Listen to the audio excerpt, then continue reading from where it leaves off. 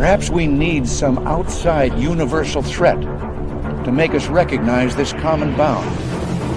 I occasionally think how quickly our differences worldwide would vanish if we were facing an alien threat from outside this world.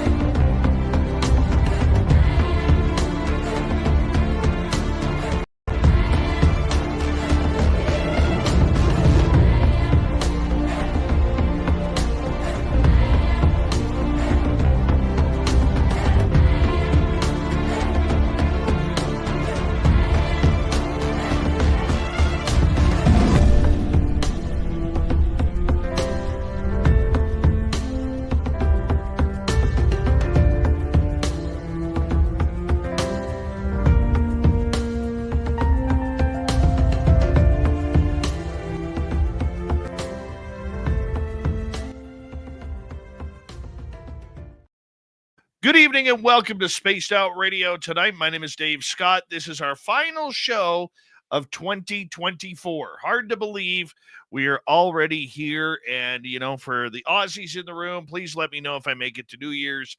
I'd really appreciate it. Lon Strickler is our guest tonight on the show. His best stories of 2024. We're going to get into those momentarily. But first, let's say hello to Kitty Caddywhack in the gold medal position. In the studio with a silver, race fan ends the year with a bronze medal. Tim Mothman and his goatee. Hey, man, we're now 5 months away from seeing you. 5 months. Yeah, get that goatee greased up, buddy. We're coming. Robert Lamoth, Christine Lynn, good to see you all. Hippie Deidre, nice to have you here. I hope you got your New Year's Birkenstocks all glowing and shiny and ready to go. Brown Dwarf, Ethanol, Lee, how are you? Frankie B, Eternity Eternal. Little Timmy James, how you doing, bud? Good to have you here. Brad Ford, how you doing? Brad Ford will be signing autographs after the show. Line up to the left of the studio if you don't mind. To the left of the studio. Stephanie Kenny Blankenship, Les Paul Holland, Mama Catherine. I love you, Mama Catherine. Can't wait for you to get my present for you. I can't wait. Should be there soon. All right. Karen in the Woo Train, how are you? And who's next on our list here? Scrolling down, there's Digger Dog. Nice to have you here. And who's next?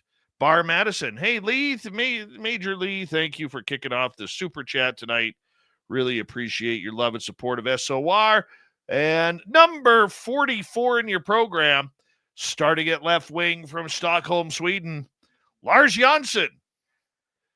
Human Carl's here, a great veteran of the United States Air Force. Thank you for your service, Human Carl. We love you around here. Scrolling on down, we got JSCO, Lisa Smith, and Cosmic Joe. Good to have you all here. And Bigfoot Dwarf. Is that Brown Dwarf changed to Bigfoot Dwarf? Oh, Kimberly Burgess, how are you? Operation Shutdown. Thanks for coming on in. Noble Patrick is here. Noble Patrick will be signing autographs after the show as well. Line up to the right of the studio if you don't mind. To the right of the studio. Necessary Dialogue. Gizmo, how are you guys? Scrolling on down, we have up next Thurston Howell III. Tell Lovey Happy New Year for us if you don't mind. JMG 12, Richard Minnick, good to have you here. Jeff Yarrington, welcome back to SOR Chat. And who's next? Y2K2MI, how you doing, man? Cat's Tongue, good to see you. Algaray over on Twitch, final workout of the year, 700 push-ups, 3.5 minutes. He's ready for Lon. His arms are jacked. Purple-haired Pixie Lara, how are you? Nice to see you, my dear. Richard, thank you for that awesome super chat. Very much appreciate the love, my man. Thank you very much for your support this year. Paramarv, good to see you. And Walter Kochubinski, what's happening? Lee the Bee, nice to see you. Babylon Rose. And who else is next? Who's next? Ms. Mary, Thank you for coming on in. Skip to Malou, good morning to you in your final day of 2024. The Ferret, good to see you. Joey Glow, Blue Cruz, nice to have you here. Hi, Sierra. Kitty Caddywhack, thank you for that lovely super chat. Very much appreciate your love and support this year. Thank you very much. Let's get the radio side going. Hello and welcome to the radio and podcast side of Spaced Out Radio tonight. My name is Dave Scott. Lon Strickler from phantomsandmonsters.com brings in his beard, his beautiful hair, and his best stories of 2024 as we continue on with roll call here before we get the show started on our YouTube side. Hello there, Conversations with Spirit, Gory Tiger, Tina Smith, how are you? And who's next? I don't know.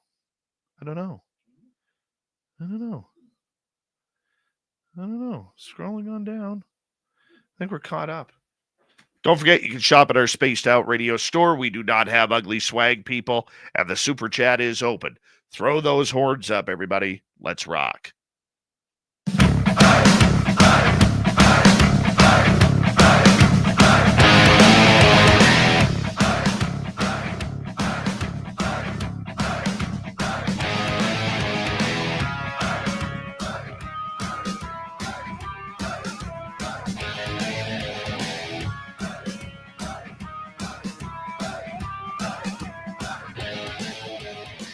Mountains of central British Columbia to you listening around the world. This, my friends, is Spaced Out Radio. I am your host, Dave Scott, sitting in the captain's chair of SOR headquarters. We welcome you to tonight's show on our terrestrial affiliates around North America, digitally on every major podcast network. Our website, spacedoutradio.com. We have a plethora of features for you. Rock out Bumblefoot, read the news wire, check out our swag as well. You can follow us on X at Spaced Out Radio, Instagram at Spaced Out Radio Show, and on Patreon in the Space Travelers Club. Tonight's show is brought to you by Chive Charities. Help make the world 10% happier by visiting Chive Charities today. You can find them on our website.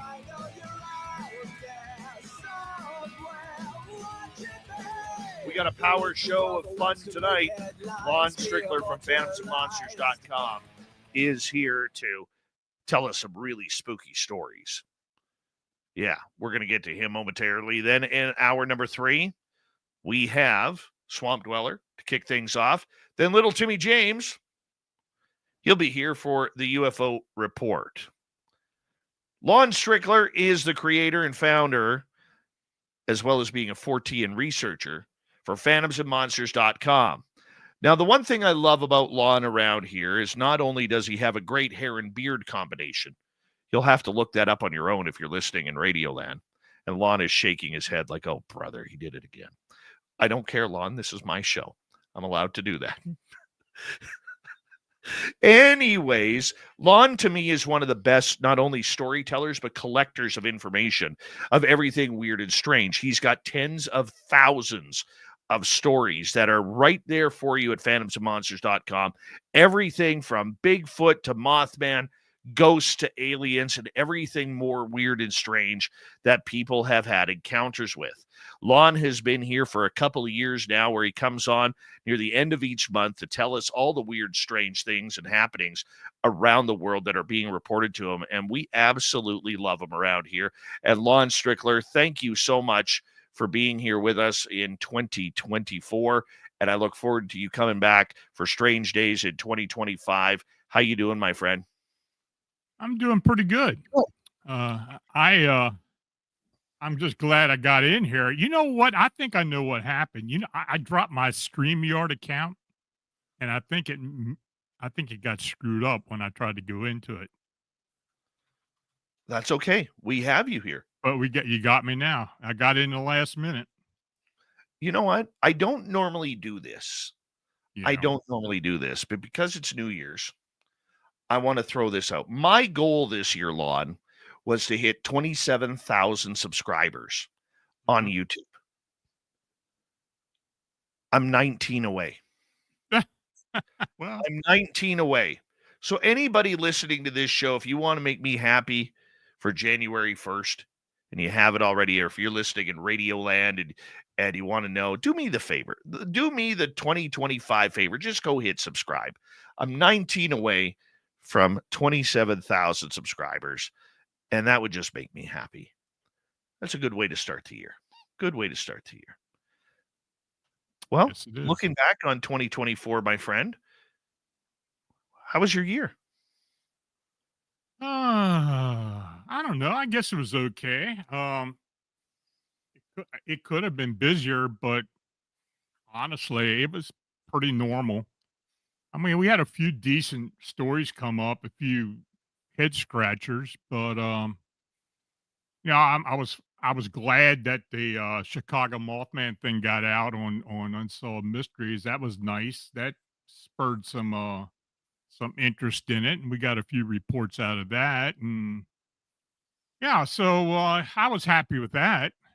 Uh, but overall, I mean, it's been a pretty decent year. It's been crazy though. I mean, this whole drone thing lately. Um, I don't know what to think about that. I mean, quite frankly, I don't know what you've been saying about it or what you and your guests have been talking about it, but we've been getting reports around this area too. We're in South Central Pennsylvania. I'm near Gettysburg, so we've had a couple reports actually in my town. I saw something the other night. I don't know what it was. I know it wasn't a plane. So, yeah, the reports have been coming in. So, I mean, I'm interested to know what what you've thought about it and what people have been telling you. Well, my insiders are telling me that it is man-made drones. But Yeah. you know what? People are catching some really strange oddities, man, that do not even look like drones. Now, I believe that probably 90% of them are good old American-made technology, maybe even 95%. But there's a few of them out there, man, that I just have not been able to put my finger on. It is just something, Lon, that I don't know what to think. Yeah. Do I believe the alien invasion is here? No, I do not. But do we have some strange encounters happening up there that may be tied to the drones? Maybe they're interested in it or whatever it could be. I think so. I mean, we had a lull during Christmas, which told me that, that's obviously governmental, but all of a sudden now it's starting to pick up again. And just Yeah. when you think it's different, it's not. Well, there was before all this stuff started, especially in New Jersey, um, there were some sightings down in, and I did throw a link in on what I think I did send it to you. There was some sightings around Norfolk and down there by the naval yards, and the Pentagon was kind of tight-lipped about it.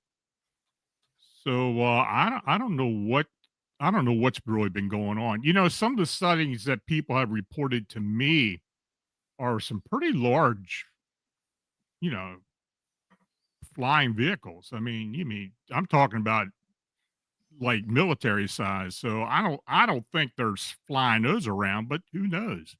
They may very well be doing that. Well, you know what? It's a mystery that I think the government does know about, but they're Hmm. just not saying anything just yet. And I don't know. I mean, yes, I'm like everybody else. I've heard the rumors where everybody thinks that it's drone technology and they're searching for something and that's why they're flying at night, whether it's nuclear radiation from some sort of missing nuclear parts or whatever. And I mean, honestly, to me, that sounds like a logical answer. I don't know how you go and lose nuclear parts in today's day and age with security. Maybe it's a cover-up story for something a little bit more sinister. We don't know at this time, but I do find it interesting that, in that area, very few are seen during the day, if any. And it's just Yeah, all the ones I've gotten have been at night. yeah. Yeah. Um, and yeah, in fact, I haven't gotten any. Now, I think Stan Gordon has.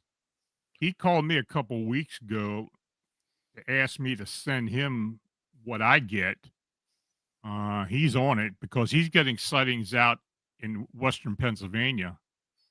But I believe most of those have been at night as well. So I don't know what's going on. I mean, Philadelphia has been pretty busy around Philadelphia, around the suburbs there. I had somebody down in Maryland call me about a week ago on the Eastern Shore, said they had some sightings down there. So I have no idea what people are saying. I don't even know, man. I don't know. I just think I just think that you have to be open to everything. Yeah. I have my beliefs on it. And Lon, I will say this, and this is going to sound so pompous when I say this, but you're an experiencer. You'll understand what I'm talking about, just like a lot of other experiencers who are listening. When you have experience with the phenomena, you can kind of pick up the energy of it. You know what I'm saying? Hmm. And I look at these things and I don't get outside of those couple of videos where I'm like, that is so weird. I haven't picked up anything from this that to me is, you know, ticking off my spidey senses that somebody's got aliens. New Yeah. Jersey's got aliens. I just don't get that.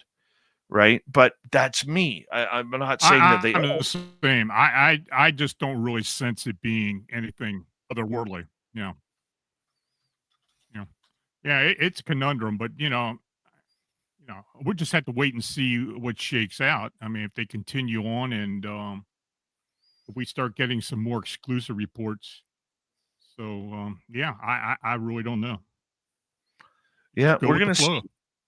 Hey, did you hear that story out of Washington, Oregon about those two Bigfoot researchers who died over the Christmas holiday? I heard about it. Yeah, So for yeah. I people don't know who what to don't, think of that one. so for people who don't know, these two gentlemen, ages 59 and 37, I guess have been Bigfoot hunters. They went out on Christmas Eve.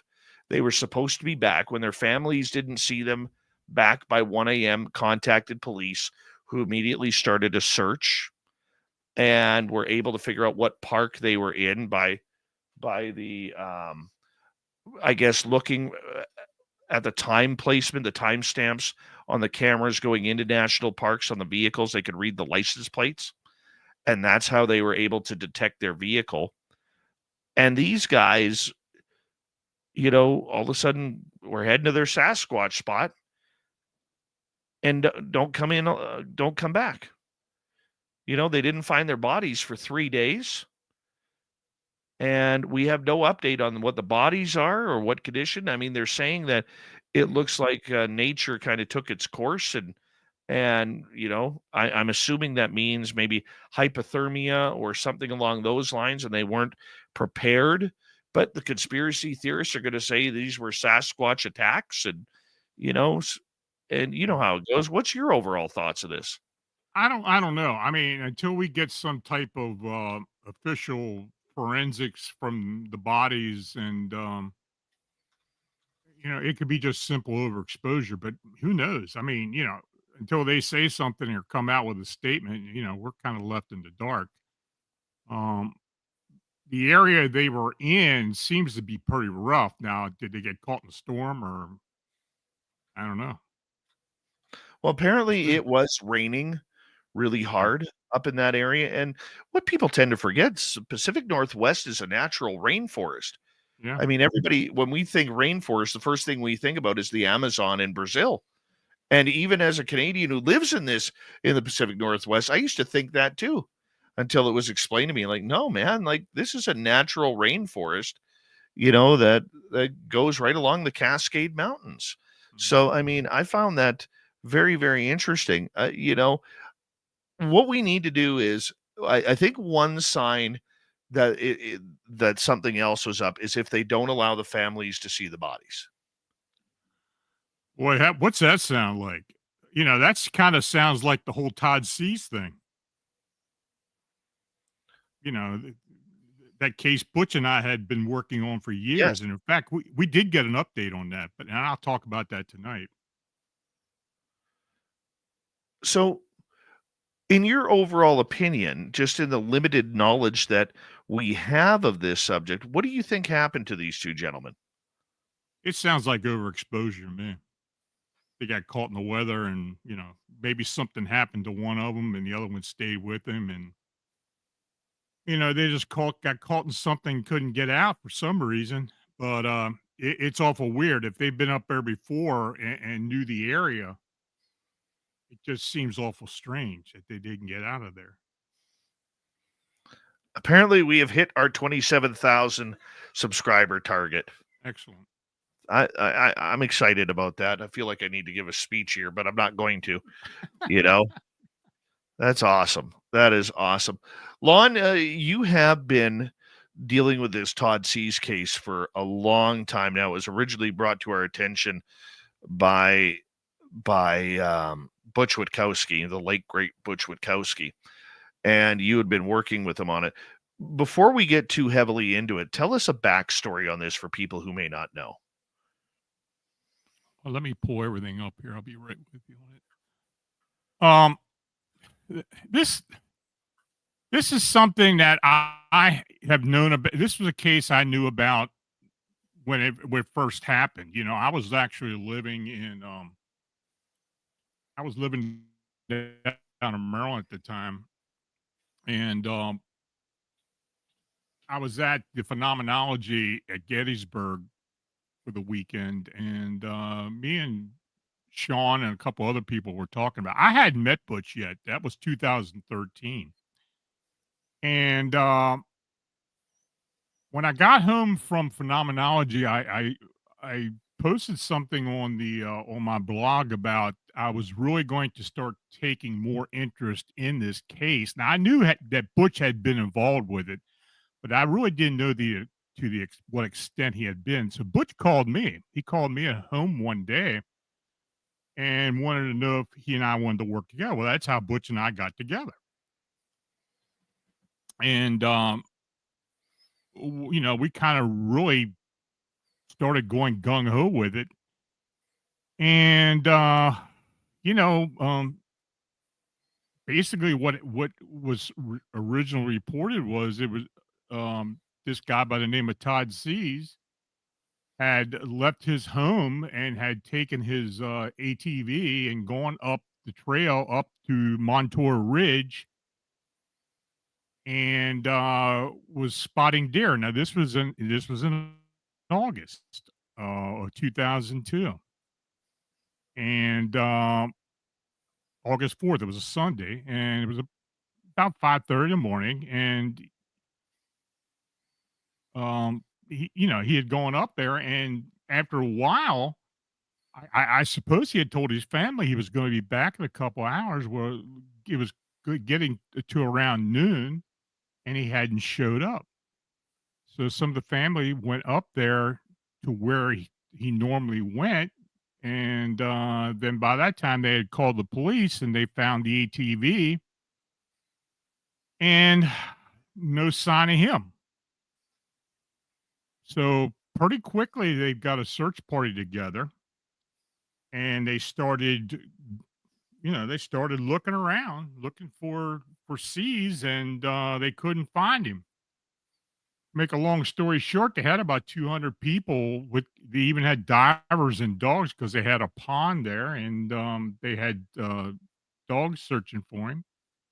Well, about 36 hours after he had started, his body was just seen by one of the family in an area where people had been passing for the past 36 hours previous to that, and he was dead. And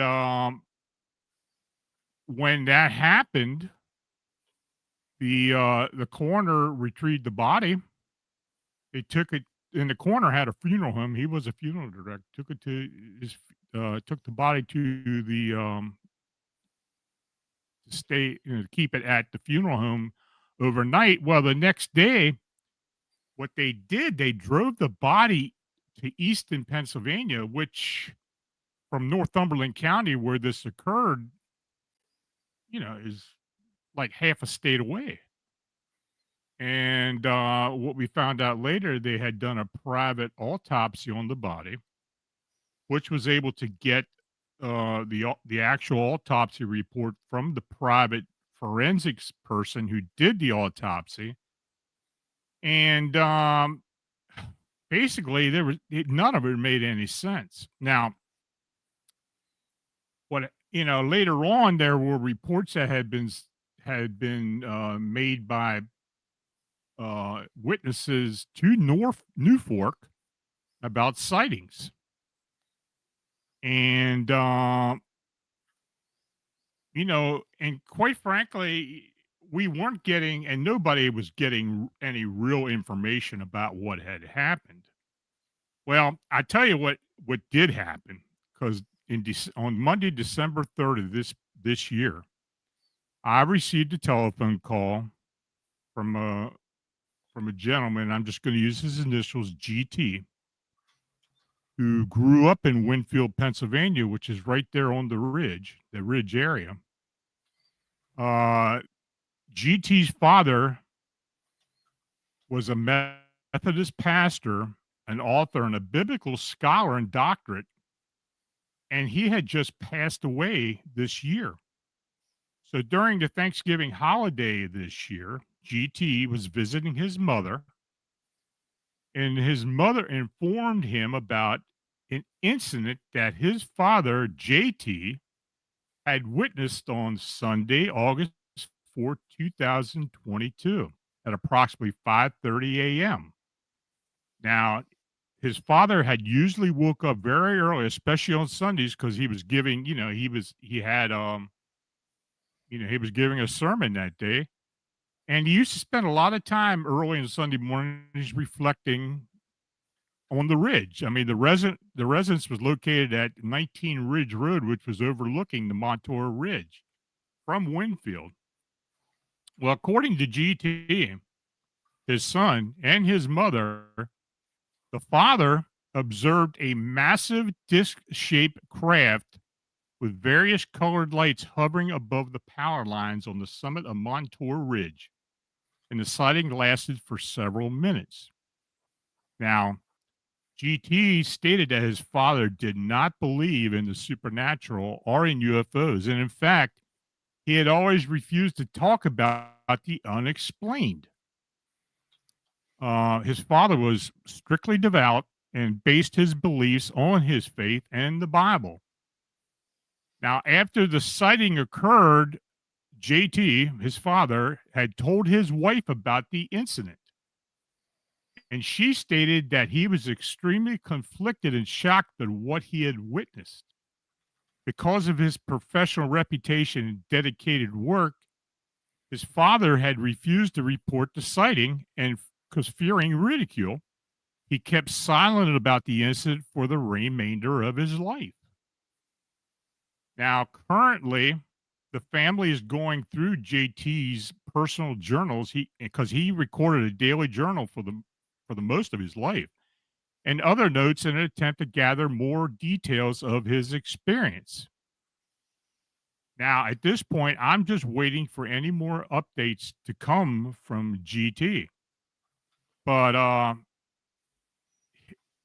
hopefully we can start getting some more information from another witness who had actually seen this craft at the time Todd Sees was apparently abducted. Now, there were other sightings by other people at the same time, and there had been many sightings on Montour Ridge for years before that and since then.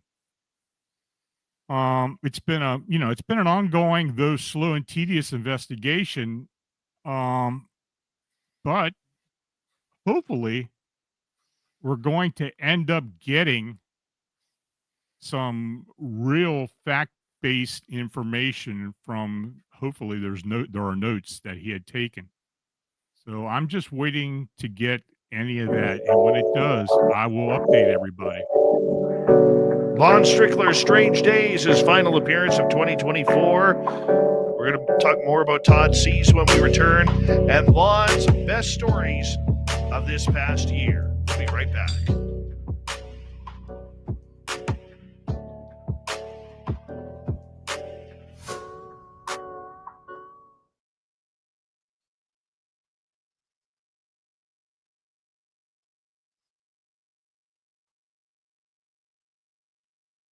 All right, we're clear, buddy.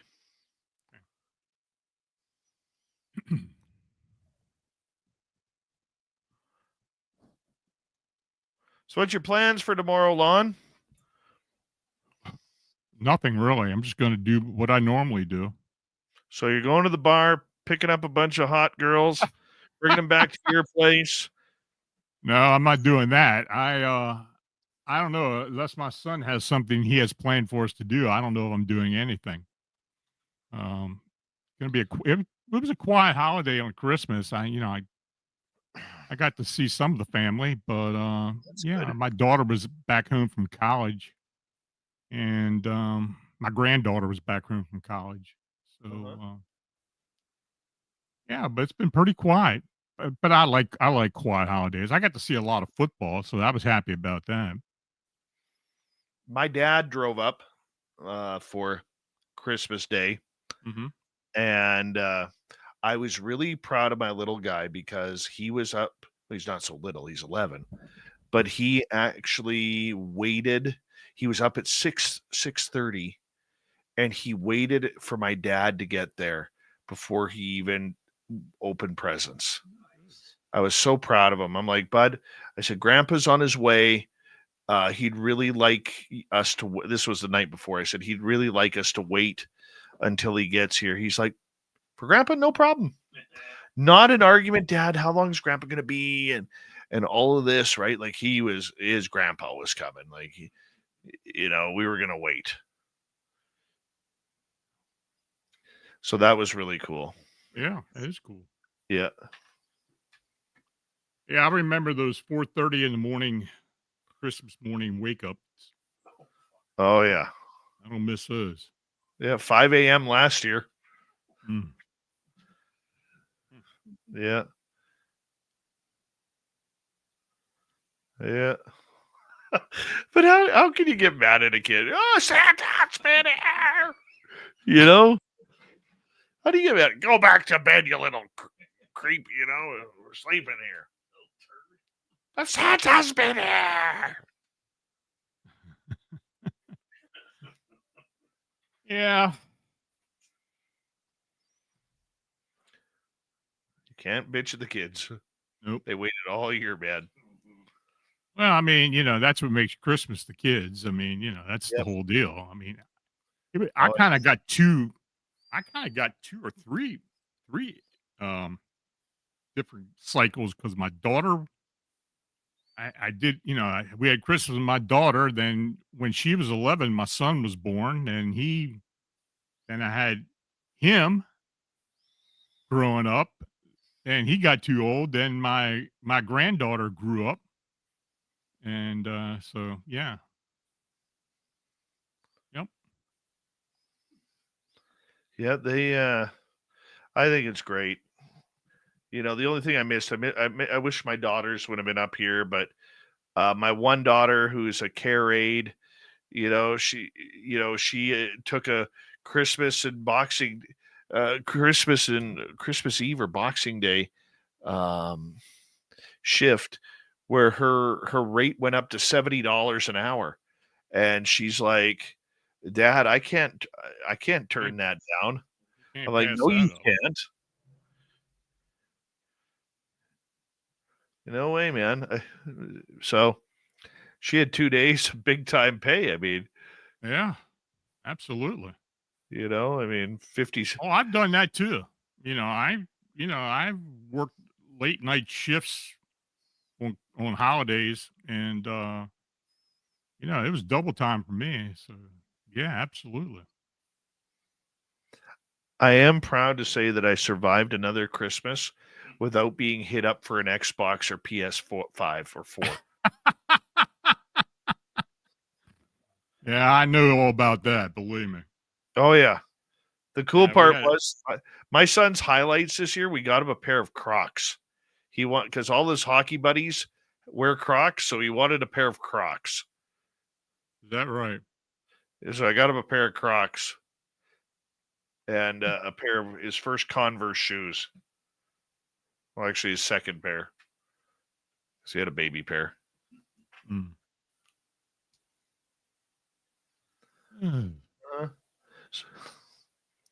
Yep. No, I'll be working on the blog tomorrow and on New Year's Day, and I Good. got some other things to do. So I got a new case I'm going to probably be working on, so I'll probably be doing that as well. Nice. Hold The on, buddy. haunting You're coming case. back in 2 seconds. Yep.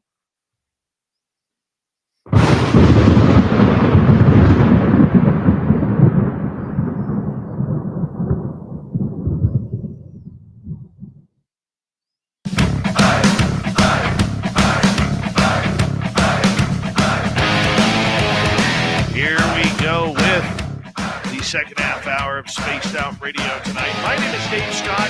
Happy New Year to each and every one of you. And I hope your 2025 goes exactly the way you want. Reminder to all of you that if you've missed portions of this show or others, check out our free archives on YouTube or any major podcast network. Our website, spacedoutradio.com. We have a plethora of features for you. Rock out to Bumblefoot, read the news wire, check out our swag as well. Follow us on X at Spaced Out Radio, Instagram at Spaced Out Radio Show, and on Patreon in the Space Travelers Club.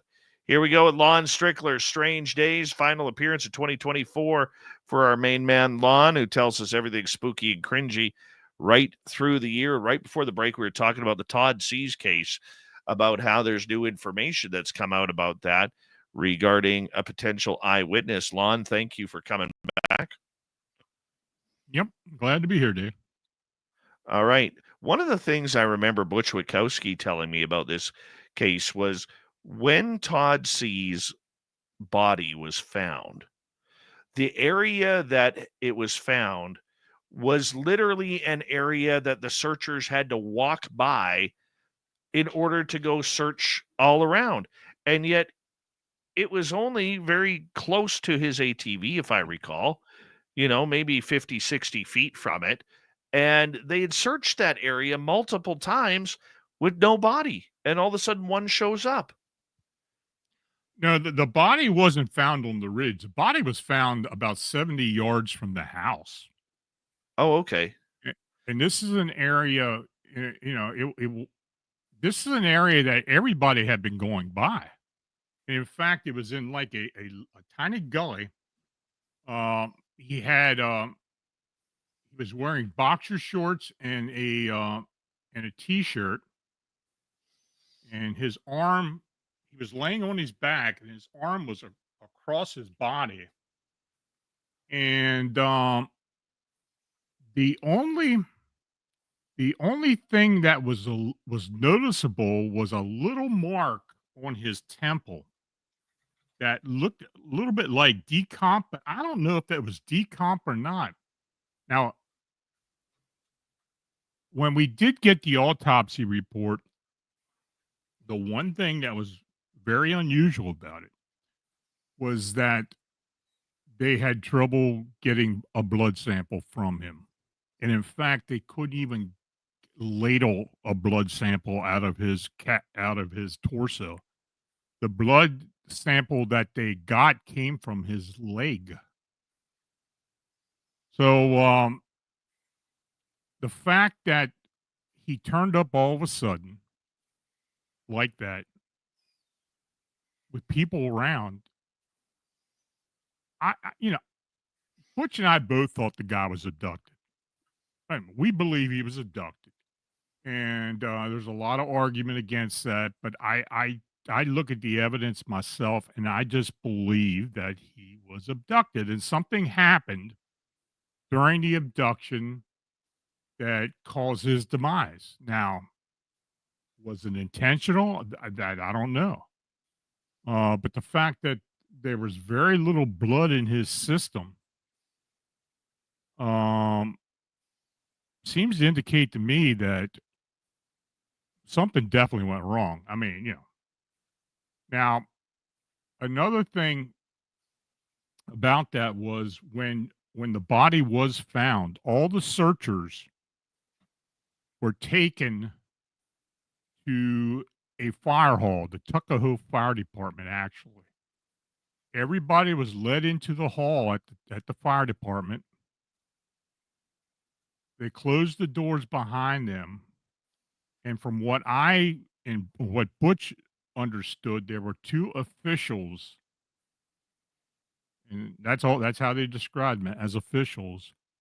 Told those searchers and other people, because we did get corroboration of this, that they could not talk about this. It had to be kept quiet until an official report was made. Now, these officials originally, there were rumors that they were FBI. Well, the FBI didn't get involved with that type of thing back then or even now. I believe that they were Air Force. Now, they wore regular suits. They didn't have uniforms, but I believe they were Air Force. And when the body was supposedly returned to the family, he was in a metal coffin that was welded. What? And the family was told not to look at the remains. And in fact, when the remains were supposedly buried, there were officials there at the time. Now, there is a gravesite, there is a tombstone. I have talked to two people since that time who probed the grave site,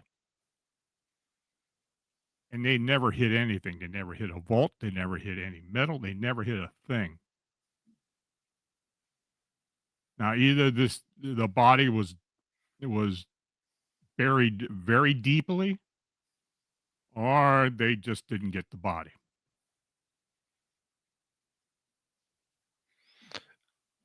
I remember asking Butch about getting a hold of the family, Mm-hmm. and the family being very, very, lack of a better term, difficult to work with on this. They'd had enough of the so-called conspiracy theory and everything, and wish people would just kind of leave them alone. What's your thoughts on that? Well, I don't know exactly what was said to them about that, but they were very uncooperative. And in fact, Todd C's nephew was probably one of the most outspoken of the family. And he had just graduated from high school about 5 or 6 years ago, and he was killed in an accident as well. And there's never been a whole lot about that. I don't know what that was all about. And I'm not even going to speculate on that, but I know he did die in an auto accident. In fact, he was hit by a tractor trailer Oh, no. head on. Poor kid. So, but he had gotten on several of the forums online and had discussed that he and the family did not want to talk about this anymore. I tried to get a hold of him, and I tried to be as thoughtful as I possibly could. But after a while, it just got to the point like was pulling teeth with people, and they just didn't want to be bothered. And Butch and I decided that we just weren't going to fool with the family anymore. So we were talking to some retired police officers, Butch especially, about that. And I had talked to somebody about a year ago who was one of the former police officers who was at the location. He was a local police officer. He didn't say a whole lot. And in fact, I don't know if he's even going to talk to me about it. He wanted to talk to Butch about it, but of course, Butch had passed away. Now, this new lead is very interesting because of the individual involved, because of his non-belief of the supernatural or aliens and such. But according to his wife, he was really shook up about what he had seen. So 22 years later, after seeing this thing, he had never mentioned it to his son. He had never discussed it with his wife. But when they started going through his papers, they found some hints to what he had seen. But he did tell his wife what he had seen. And that's when, she had promised not to talk to anybody about it. But after he passed away this year, and during Thanksgiving, she talked to her son about this. And he started looking into it. And that's how he found me and contacted me. No kidding. Yeah. So, that's really the first break we've gotten on this case since Butch has passed. So we're just gonna have to wait and see, and if anything else comes up, and if it does, I will do the best I can to get as much information as I can. But honestly, Butch and I have thought for a while now, long before Butch even passed, that this was an abduction. Now, there's a lot of people in the UFO world, especially here in Pennsylvania, that don't even want to consider that. MUFON and UFORC have kind of kept quiet about the whole thing. They don't want to go any further into it. But I will tell you, if I do get evidence that I believe is valid and substantial, I will report it. I will put it out there. So As you should. I will. Good. So good. I hope you do. We'll see what happens. All right, let's move on here as we got about 12 minutes to go before we go to break at the top of the hour. Lon, you were kind and joyous enough to give us your top stories, in your opinion, of 2024. We're going to start with this one, which came to you almost a year ago on January 4th of this year. And I'm going to read it here. Sure. On the 1st of January, a mysterious event unfolded at Bayfront Marketplace when locals witnessed a significant influx of law enforcement officers. Photographs and videos showed that there were over 30 police cars, along with black helicopters seen through the area. However, no one seems to know what happened. Posts on social media show people running away from the area, saying that a humanoid creature was spotted, while others say that a strange creature was seen roaming through the mall. As of January 4th, the official explanation that has been given is that the incident seemingly originated from a gathering of adolescents letting off fireworks. As the crowd scattered, this created chaos and disturbance for local businesses and motorists in the vicinity. The disruption caused inconvenience and hindered the smooth functioning of the establishments and transportation in the area. Those who followed this story didn't buy this explanation and wondered why over 30 police cars and black helicopters would respond to a few people letting off fireworks. One man by the name of John said that he thinks something is being covered up. While strolling along the bustling street lined with various shops and establishments, John's attention was unexpectedly drawn to something unusual. A humanoid, tall and slender, moving along the crowd. And it was at this point that people started to turn around and look. Initially, he disregarded it as a mere street entertainer or someone casually dressed in an eccentric outfit. However, as he advanced towards it, he gradually comprehended that what lay before his eyes was far from ordinary. The enigmatic being possessed limbs that stretched beyond typical human proportions, giving it an otherworldly appearance in the bustling marketplace. The creature's skin glimmered with an ethereal silver hue, reflecting the soft glow of the moonlight amid a bustling crowd. There were captivating almond-shaped eyes that emitted a captivating and otherworldly glow. The man reported that it was as if the creature possessed an uncanny ability to blend into its surroundings, evading the attention of oblivious passers-by. The enigmatic encounter left John utterly perplexed, struggling to make sense of the hauntingly surreal experience unfolding before his eyes. After this, he said he quickly left the area. One person who was in the ARA during this event said that a series of loud and abrupt sounds disrupted the peaceful evening. While he couldn't confirm their exact nature, he speculated on the possibility of fireworks being set off in celebration of the new year.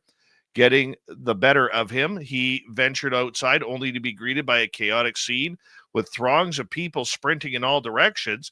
The situation escalated rapidly as a swarm of police cars. Where are we here? Swarm of police cars, approximately 20 in number, arrived with blaring sirens. According to the Miami-Dade Police Department, a group of young individuals armed with sticks were involved in a conflict of some kind, which prompted the intervention of law enforcement to manage the crowd. Upon their arrival, witnesses reported that the teenagers quickly dispersed in various directions, attempting to evade capture or further confrontation.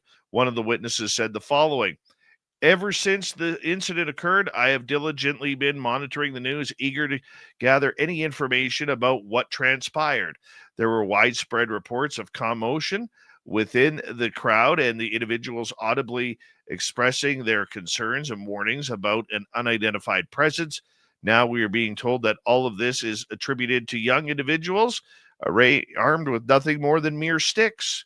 The puzzling part is that none of it seems to make any logical sense, leaving me with the unsettled feeling that we have yet to have anything uncovered." Lon, I remember this story. What do you remember?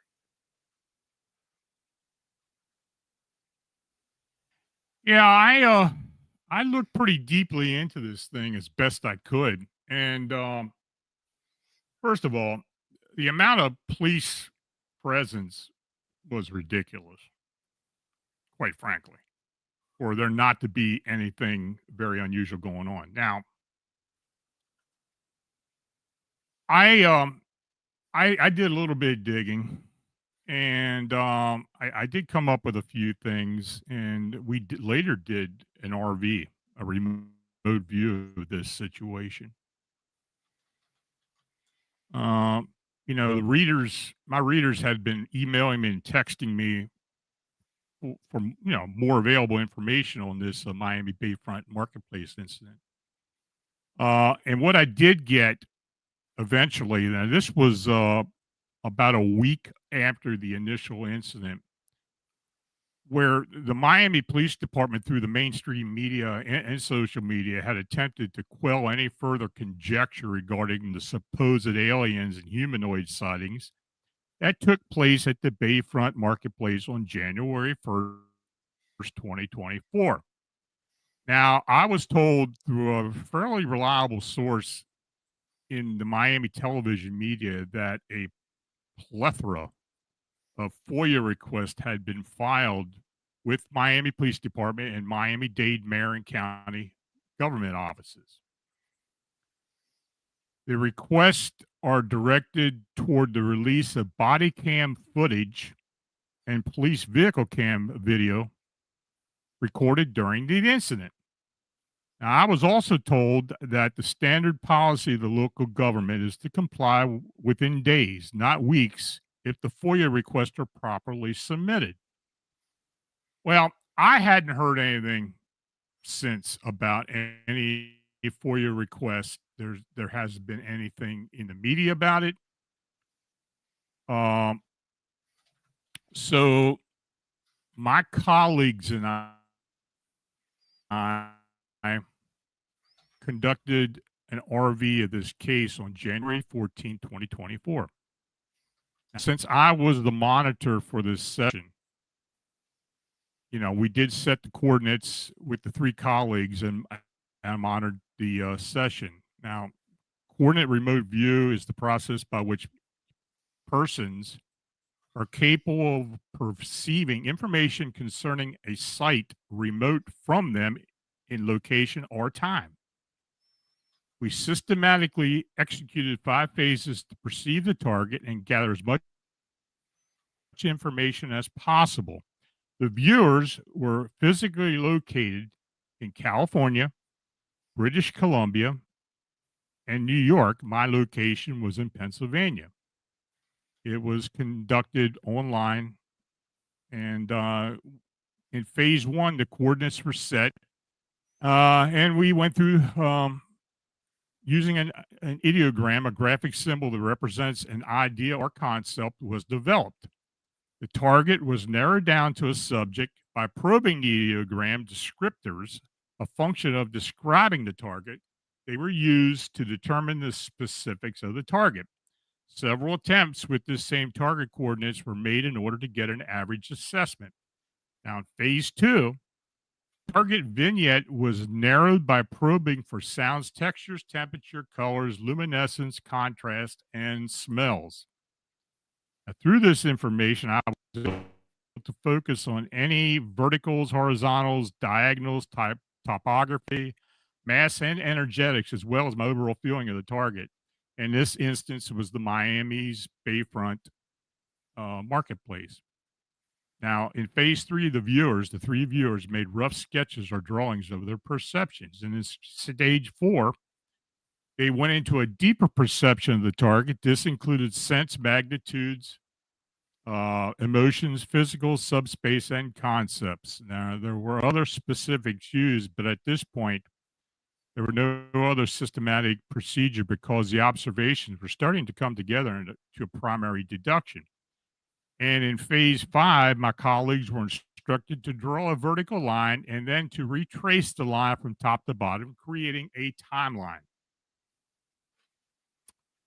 Now, the following information is the amalgamation of the information perceived during the review session, and all sketches or other physical material are being withheld at request of the viewers. And I do have that, and I will release it at some point. We consider this material to be private at the current time. But here's the information that we did find pertinent at the time and what we did release. That first of all, there is a mall or indoor-outdoor shopping area. Very soon into the session, the overall focus is on the level underneath the main shopping area. Some sort of out-of-the-ordinary technology is evident. A possible portal and unknown beings are detected but not described in detail. Unusually tall shadow beings were perceived as possible interdimensionals. 2 of the viewers mentioned the possibility of holographic images. A dull blue colored beam of vertical light is also mentioned by the same 2 viewers. This light extends into the upper reaches of the shopping area. The term false flag is also mentioned throughout phase 3, as well as a person of significance or authority was texting other members of their team. There is an intense sense of energy throughout the location on the lower and upper levels of the mall. There does seem to be covert activity by human individuals throughout the process. Now, an interesting detail emerged during phase 4. The viewers described angelic presences that were perceived. Black helicopters were also said to be present. Now, the angelic beings were benevolent and humanoid. They were also hovering above the scene. More shadow beings were manifesting along with these angelic beings. The viewers were disturbed by interference glitches that occurred throughout the session. There did seem to be a blocking energy emanating from the lower level. Now, the session took about 3 hours, followed by a debrief during a separate conference stream. Now, I compiled the report, which was submitted to the viewers for their edits, and I believe that another session may be warranted, though we have not conducted it as of yet. I was waiting for a few other things to shake from this incident, but nothing has come forward. As a team, we collectively concluded as something unusual. What's that? Hold that thought. We're going to go to break here at the top of the hour, Lon, because I'm going to have a bunch of questions for you regarding this story, and I don't want to, take away from the other stories, but this one absolutely intrigues me. From January 4th, 2024. I still remember that video of the searchlight on something surrounded by cars, police cars, and did not look good. That's for sure. Lon Strickler, Strange Days continues right after this.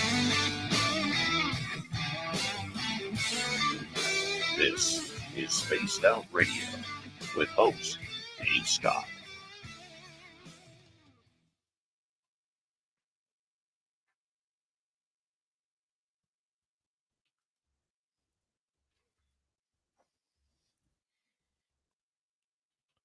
All right, Lon, we're clear. I'm going to put you back in the green room for right now, and we'll be right back, okay? Okay. All right, guys, we'll be right back.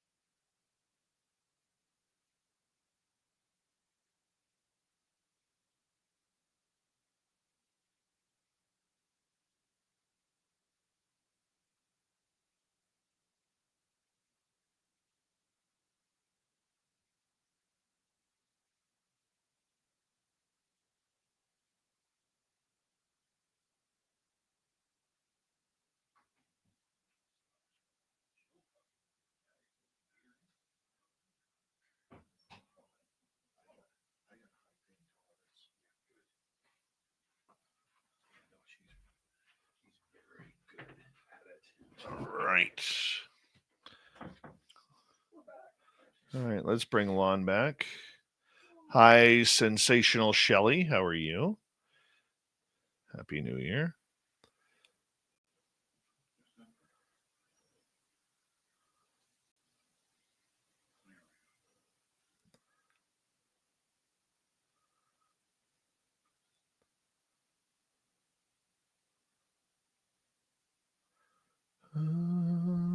Magnus for Magnuson, how are you?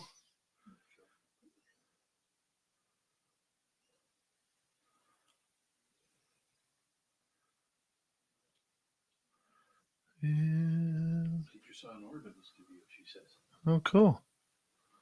Not surprising. Big thank you to all of our super chatters tonight. Lee's leading the way. I think he's got like 6, 7 of them. Richard with a hat trick. Mama Catherine, thank you. Kitty Cattywack and Deborah Rooney, thank you for the love. Very much appreciated, guys. Thank you for your support all year long. Let's see here. Let's have a little drinky poo of water here.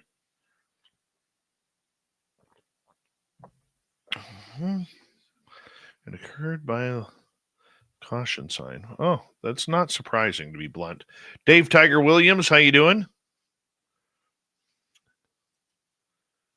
And Lon, we're coming back here in about 5 seconds.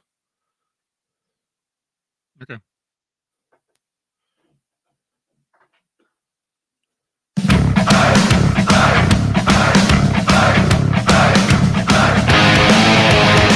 Here we go with hour number 2 of Spaced Out Radio tonight. My name is Dave Scott. Thank you very much for joining us as we love bringing this show to you nightly. And this is our final show of 2024. So thank you very much for supporting us all year long. And trust me when I say we'll be back for 2025 as well. Hi to everyone listening in on our terrestrial affiliates around North America, digitally on every major podcast network. Our website, spacedoutradio.com. We have a plethora of features for you. Rock out to Bumblefoot, read the news wire, check out our swag as well. Follow us on X at Spaced Out Radio, Instagram at Spaced Out Radio Show, and on Patreon in the Space Travelers Club. From phantomsandmonsters.com, Lon Strickler is here for Strange Days, his final appearance of 2024. He'll be back, though, don't worry, in 2025. And, Lon, you ready for some questions on the Miami incident? Sure. Well, you're so excited by that. Yeah, what the hell, Dave? Like, are you going to ask me something? Or? Yeah. Just get on with it, Dave. What the hell you doing wasting my time here? All right. The one video that I remember seeing was taken from a helicopter where the police were semicircled with their vehicles. The cops were all out, and there looked like a blurry image of something on the ground that they were all kind of surrounding. Do you remember that feed? Yeah. I remember the picture. About a month after that happened, I remember looking at that same video, and it was clear. Really? Yeah. Somebody must have done some work on it. I have not seen a clear image of that. Yeah. Because I went back, we were talking about it, and I wanted to see that again.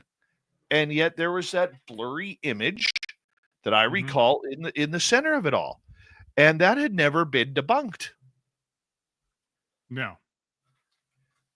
And there hasn't been any word from anybody about that image. And the contact that I had with the media contact I had, she had never seen it either. I mean, she had never gotten an explanation for it either. But I have not seen any stories, articles, or anything about this incident after February. It's just like it just all ended. Now, why that is, I've never received an explanation. Nobody apparently had gotten a FOIA request return, with an explanation, or they just got something back that says we have nothing, which is what they normally will do if they don't want to talk about it. but it's a little weird. I mean, it kind of reminds me the same thing we went through in Chicago. I mean, you know, we did FOIA requests with several police departments. I mean, with the police department and several other agencies, the FAA and others at the airport. And the only FOIA request we ever had answered from the police department was up in Woodstock, Illinois, from a sighting that was reported, and they did send Tobias the report. So, but as far as Chicago, no. Now this was Miami-Dade and as well as uh, other agencies within the city of Miami, and I haven't seen a thing. It's just so weird. Yeah, it just got it just went away for some reason. Now, did it go away because nothing really did happen? I kind of find that hard to believe because some of the statements I had received and some of the way people had talked about it, and of course with the RV and the people involved with the RV, I really trust. They either got it wrong or they proceed wrong, but that's hard to believe with three people doing it, and with what we get, the information we got. Now, I will say this: normally, when we do an RV, and I've had other remote viewers talk about this as well. When we're going through a coordinate remote view, even a scientific remote view, and the subject involves otherworldly beings or aliens or something to that effect, extraterrestrials, UFO activity, there always does seem to be a glitch. In other words, we normally can get through maybe the first 3 or 4 phases, and then everything's cut off. That has happened to me several times, and it's happened to others as well. Why that happens, I don't know. Are they blocking it somehow? I guess they could be. Um, the subjects themselves, are they blocking it? So I don't know. I don't know. But all I know is what we got from the information from the RV, and I posted it and I put it out there. Um, I haven't heard a lot from anybody, from people who had read it. Um, I haven't gotten a whole lot of thoughts about it. It's just like this whole thing just went away after the end of February. Yeah, it was weird. It is weird. Well, let's move on to the next one here. Okay. Okay, and this was about monster at Moosehead Lake, Maine. Yeah, that was I don't know if I talked to you about that or not. No. So somebody sent you photographs taken Uh-huh. close to Sugar Island. There was a handful of little islets, which this person says they saw animals. They were taken from the shoreline during this earliest morning, around 9 or so. This person says, I've seen the animal again, but barely managed to take photographs of it this time. 2 of which are unfortunately just ripple photographs, although one did get the head. It's in front, so I'm not sure if the perspective is playing a part in what I'm seeing. I only got a good look at it while I was taking the photos briefly. It appeared to have its mouth open. I believe I saw some teeth, but I cannot confirm. Had no visible ears, smooth grayish blue skin, dark eyes. I assume forward facing since I could see them from the front. Couldn't make out any nostrils, blowholes, or anything of the sort. No appendages, frills, etc. around the head. Entertaining the idea that it's something known. It looks very close to a leopard seal, but I do not believe that to be the case at all since they're restricted to the southern hemisphere. Maybe it's some other kind of seal? No clue. More confidently, I could say it isn't a fish, though. Appreciate you sharing the photos. So, what do we got going on here with some sort of monster in the water?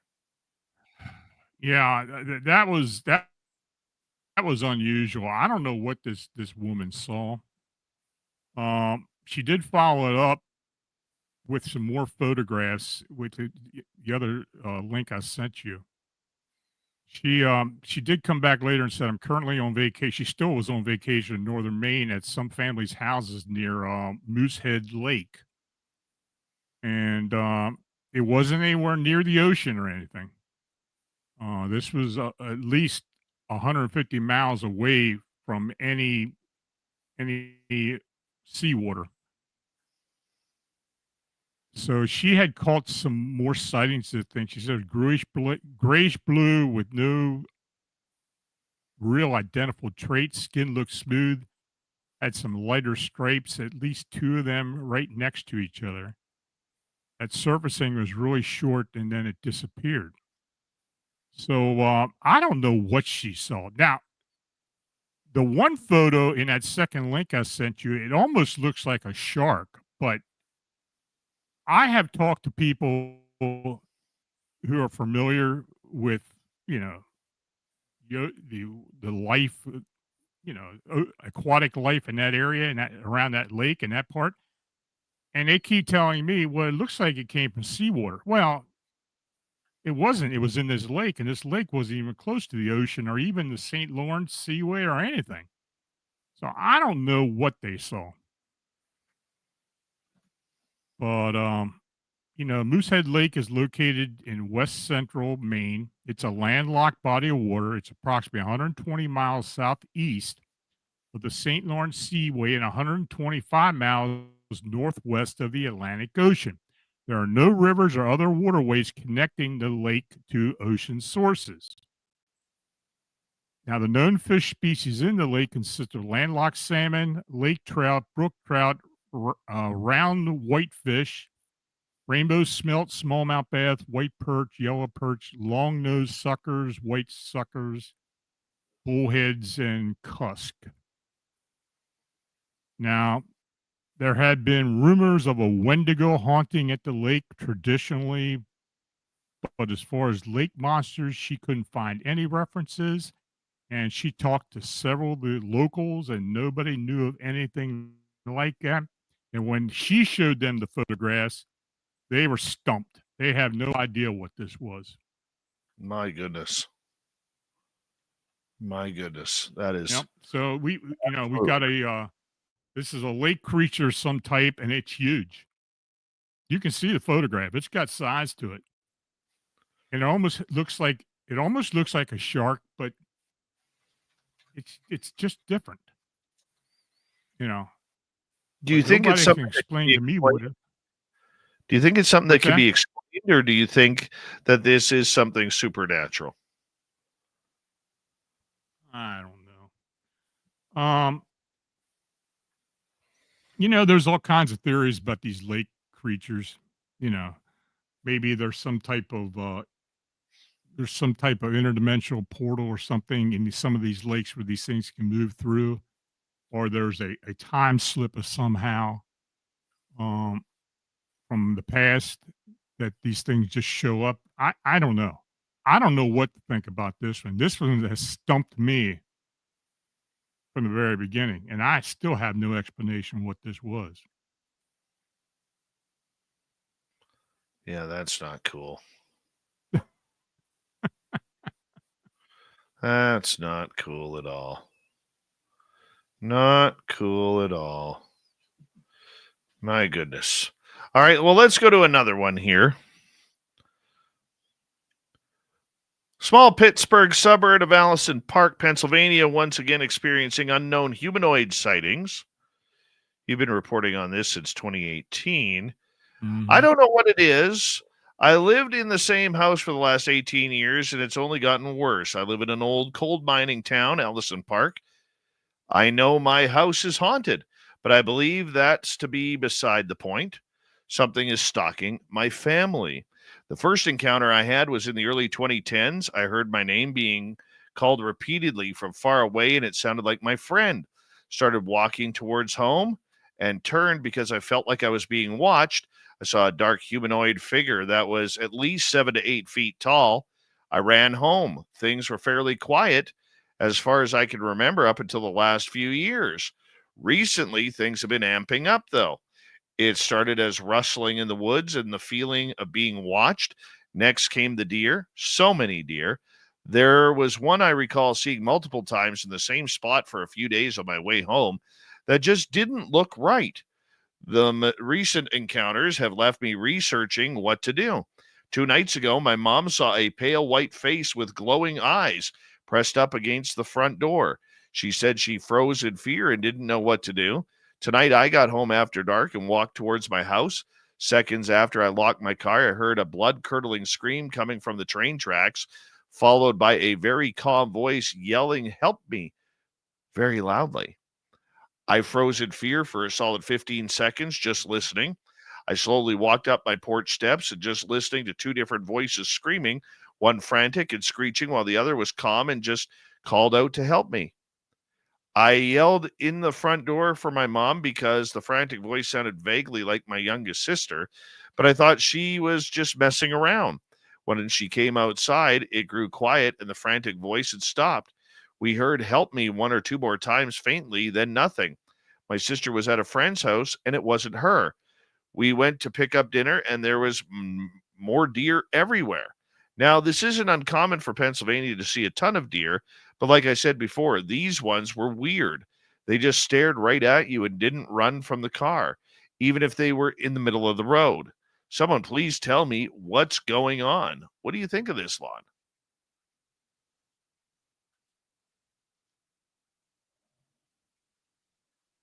Well, I think Lon might be frozen. That's a freaky story. The whole deer thing, man. Lon, what's your opinion? Yeah.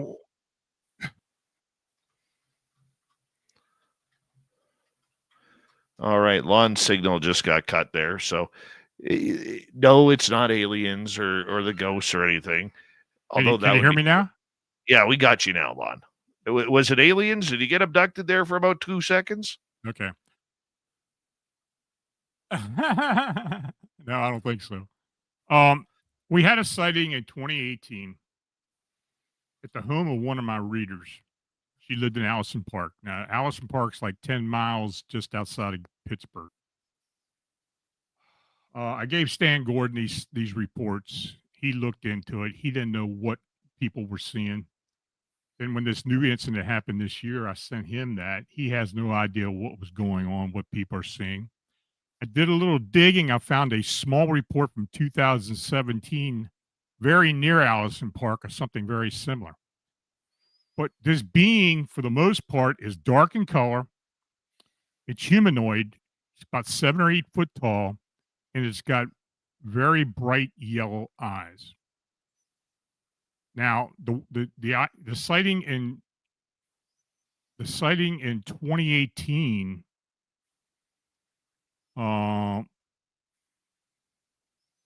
happened at this woman's home. Her children saw it. It was standing outside the house on the steps to the small porch out front. And then they found footprints in the snow in the backyard. So I don't know what people are seeing, but it's pretty bizarre. Do you think it has anything to do with a shadow being? I mean, this almost sounds like Hat Man or something like that. Yeah, but I don't know of anything leaving footprints in the snow that is not corporeal. This thing was solid. So, as to what the makeup of this thing is it flesh and blood? Is it corporeal, non-corporeal? I really don't know. But the witness from 2018 said it was definitely not a spirit or a shadow being. It was something that was very much alive. And I seem to think this newer report this year was something that was very much alive. But we have no idea what people are seeing.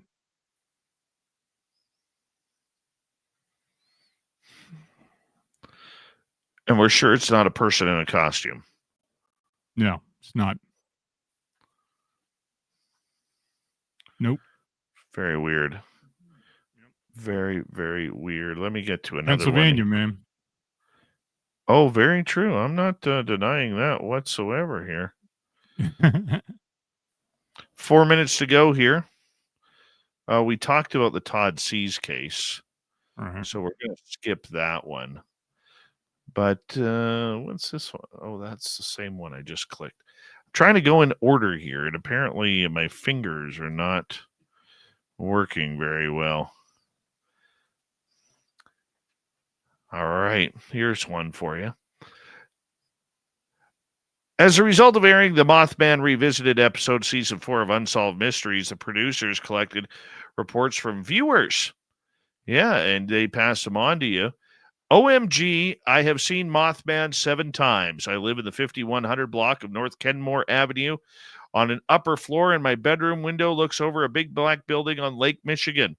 My roommate has called me crazy every time I told him that I thought it was an alien with wings. Another witness saying the witness Ryan stated that one night on July 2024, he had gone to bed around 8 This is the same witness. Oh, is it? Okay. At 8:45, 9 o'clock, he had awakened. Yeah, same witness. I had talked to him. Beautiful. Beautiful. 8:45, 9 p.m., he had awakened and was looking out his bedroom window towards the north. It was dark by that time. He was directed to the Park Tower condominium located on the same street. What caught his attention was the bright laser-like red light that projected from the roof of the Park Tower condominium, approximately 6 blocks northeast of his location. When he looked more intently, he observed a humanoid figure with wings standing on the roof, backlit by the lights of the building roof. As he watched, the humanoid unfurled its wings, quickly ascended off the roof, and flew towards Lake Michigan. He described the winged humanoid as dark in color, about 7 feet minimum in height, thin-bodied, and a wingspan of about 15 plus feet total. The wing structure and type were not discernible. He quickly felt a sense of fear, got out of bed, told his roommate that there was an alien on the tall black building north of them. Ryan states that he had seen the winged humanoid several more times since the initial sighting, always seen standing on the Park Tower condominium. This thing's acting like Batman, waiting for something to happen in the city there. The intense fear swells in him each time he has observed the being. He's never heard of the phenomenon previous or after his sightings. Ryan was relieved that his sightings were not validated, or now validated, rather, after watching Unsolved Mysteries and reading Lon's reports. Now, you found him to be very credible, Lon, pardon me. Yeah.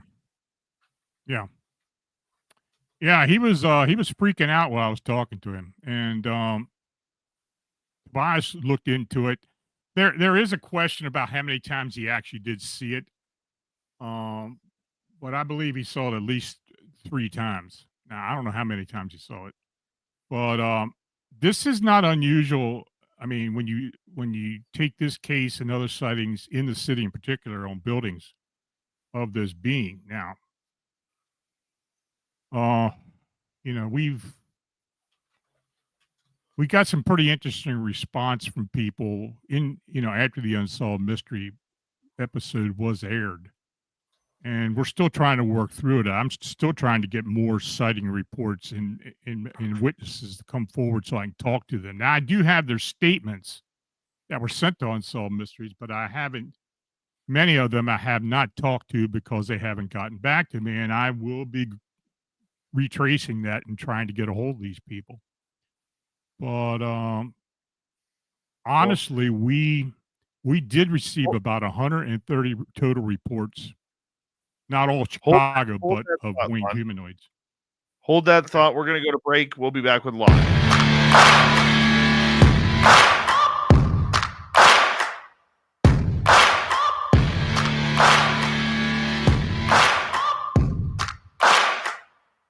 You're listening to Spaced Out Radio with your host, Dave Scott.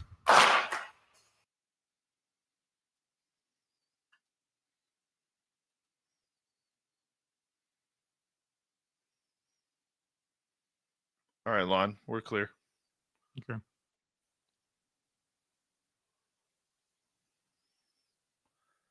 Beauty. Good times, man. Good times.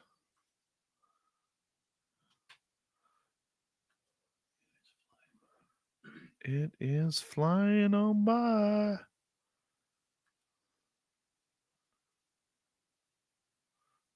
You know, at the beginning of the year, and I talked to you about this, I thought 2024 was going to be a pretty unusual year. I thought we were going to get a lot of strange things. Now, we did. I was hoping we'd get more. But, you know, we did get some pretty interesting reports. Yeah, it's been a busy year all around. Yeah, there's been a lot going on.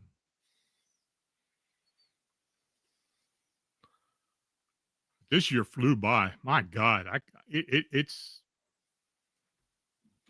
just, you know, just like that Miami story. That's been a year ago already.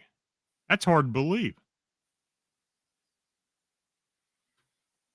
So, Very hard to believe.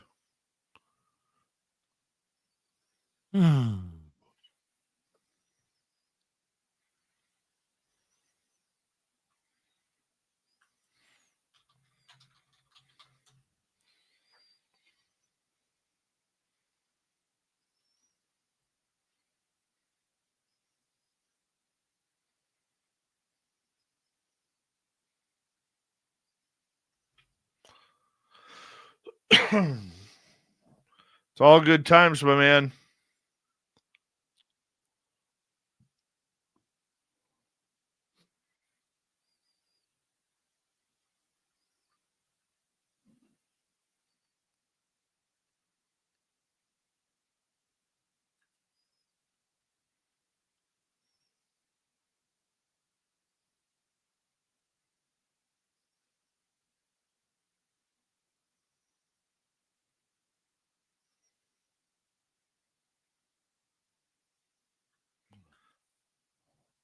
Where are we here? Riley Ron, how are you?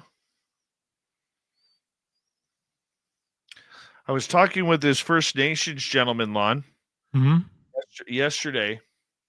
He was telling me this story how he was hunting and he had a wolf dog as a pet. And he would sit there and he'd sit there and what's your problem, buddy? He would sit there, take the dog hunting, looking for deer or whatever. And all of a sudden, this creature came out at him. And I think he had an encounter with a Wendigo. And he said it looked like a Sasquatch, hairy, 7-8 feet tall, but it had cloven hoofs, not feet. Said the head was huge. And as he got his dog and him back in the vehicle, the thing ripped the door off of his vehicle. So his dog went nuts trying to grab it, and the dog and this thing got into a fight, and he shot it and allegedly killed it. He then took somebody back there, and apparently they may still have the head. Really? Yeah. He boiled the head up.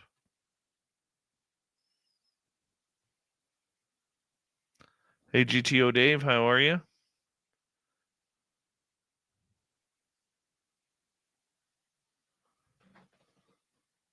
Aussie Ange, thank you for the love. Thank you to Aussie Ange, Cake and a Cup, CS. Richard with a hat trick, Lee ×7. Mama Catherine, Deborah Rooney, Kitty Caddywhack for the great super chats tonight. Greatly appreciate the loves all year long. Yes, I am following the telepathy tapes. Those interest me. I'm not giving out any recipes on how to cook up a Wendigo. No.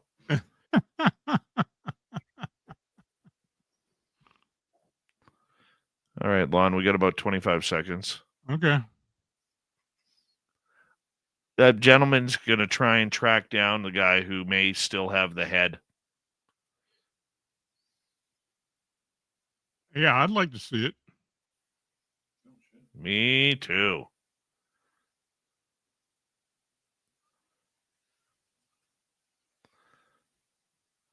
All right. Here we go.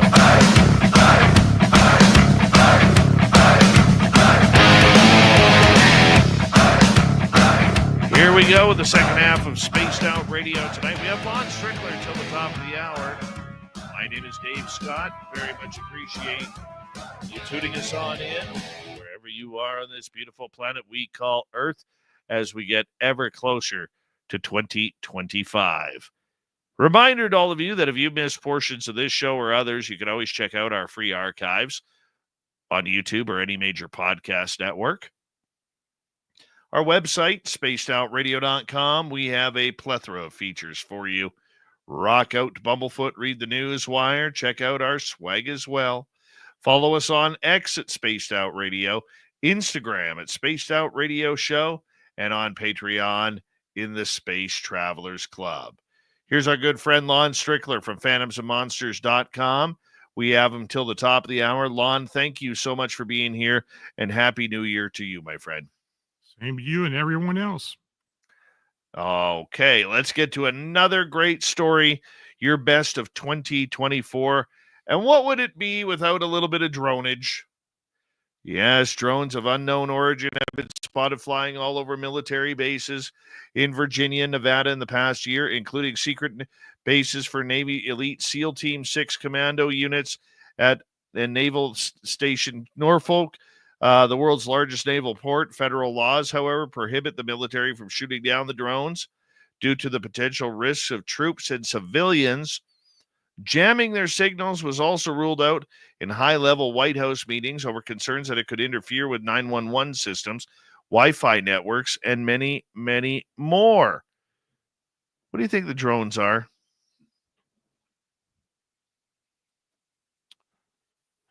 I have no idea. You know that these sightings were around Norfolk were going on in late summer up until mid-October, and this is before all this stuff supposedly started in New Jersey and some other places. So I don't know what's going on. I wish I knew. Now this got in the news. This report here was actually in the news. I did cite Wall Street Journal, New York Post, and Wyon News. So that came out of India. So there've been reports of it. Now, Yeah. is it connected to what's going on in New Jersey and other places? I don't know that. Do you think that this is some sort of military potential false flag that we're sitting at that could be blamed on aliens? Very well could be. Yeah, very well could be. Why they be doing it? What are they trying to achieve by doing that? I have no idea. But it seems awful interesting that all these so-called drone reports are coming up now.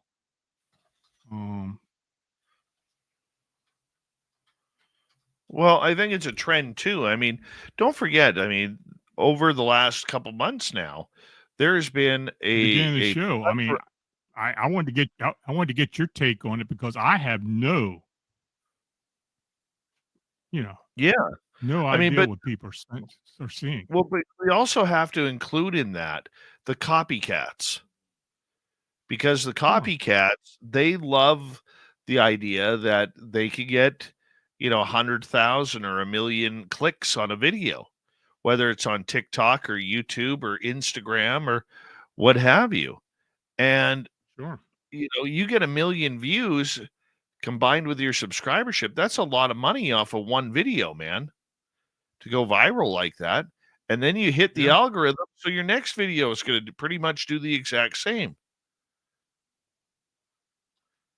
That's why I've been very careful about presenting these sightings on the blog because I don't want to be accused of putting clickbait out there. Because quite frank, I just don't know what people are seeing. And I haven't really gotten enough information to actually believe that this is some type of otherworldly phenomena. I do believe there's something earthly about it, but to what degree? But the thing that's got me more than anything is the size of these things, and it is the sizes of these drones. You know, people have been saying they've been as big as cars, some of them, and now if you've seen a military drone, those things aren't small; they're as big as a Cessna. So I don't know what people are seeing. I don't really get it either, Lon, to be completely blunt here. I don't see the purpose of it. I don't fully grasp the full concept. The only logical explanation that I think I can have is that this is some sort of, you know, cloak and dagger, Tom Clancy, Jack Ryan type of scenario going on, and there is something that needs to be done in order to hide whatever could be out there. Yeah. You know what I'm saying? Yeah, well, And it wouldn't be the first time the government has pulled something like that.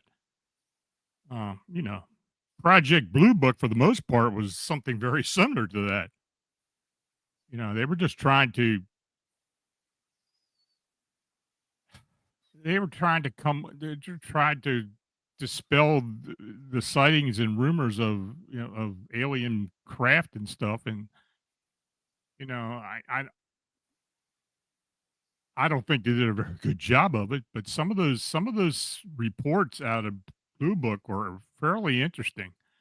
And now, if it gets to the point now where they start coming up with scenarios like what Hynek supposedly investigated, and we start getting more of that, well, maybe there'd be something to look into.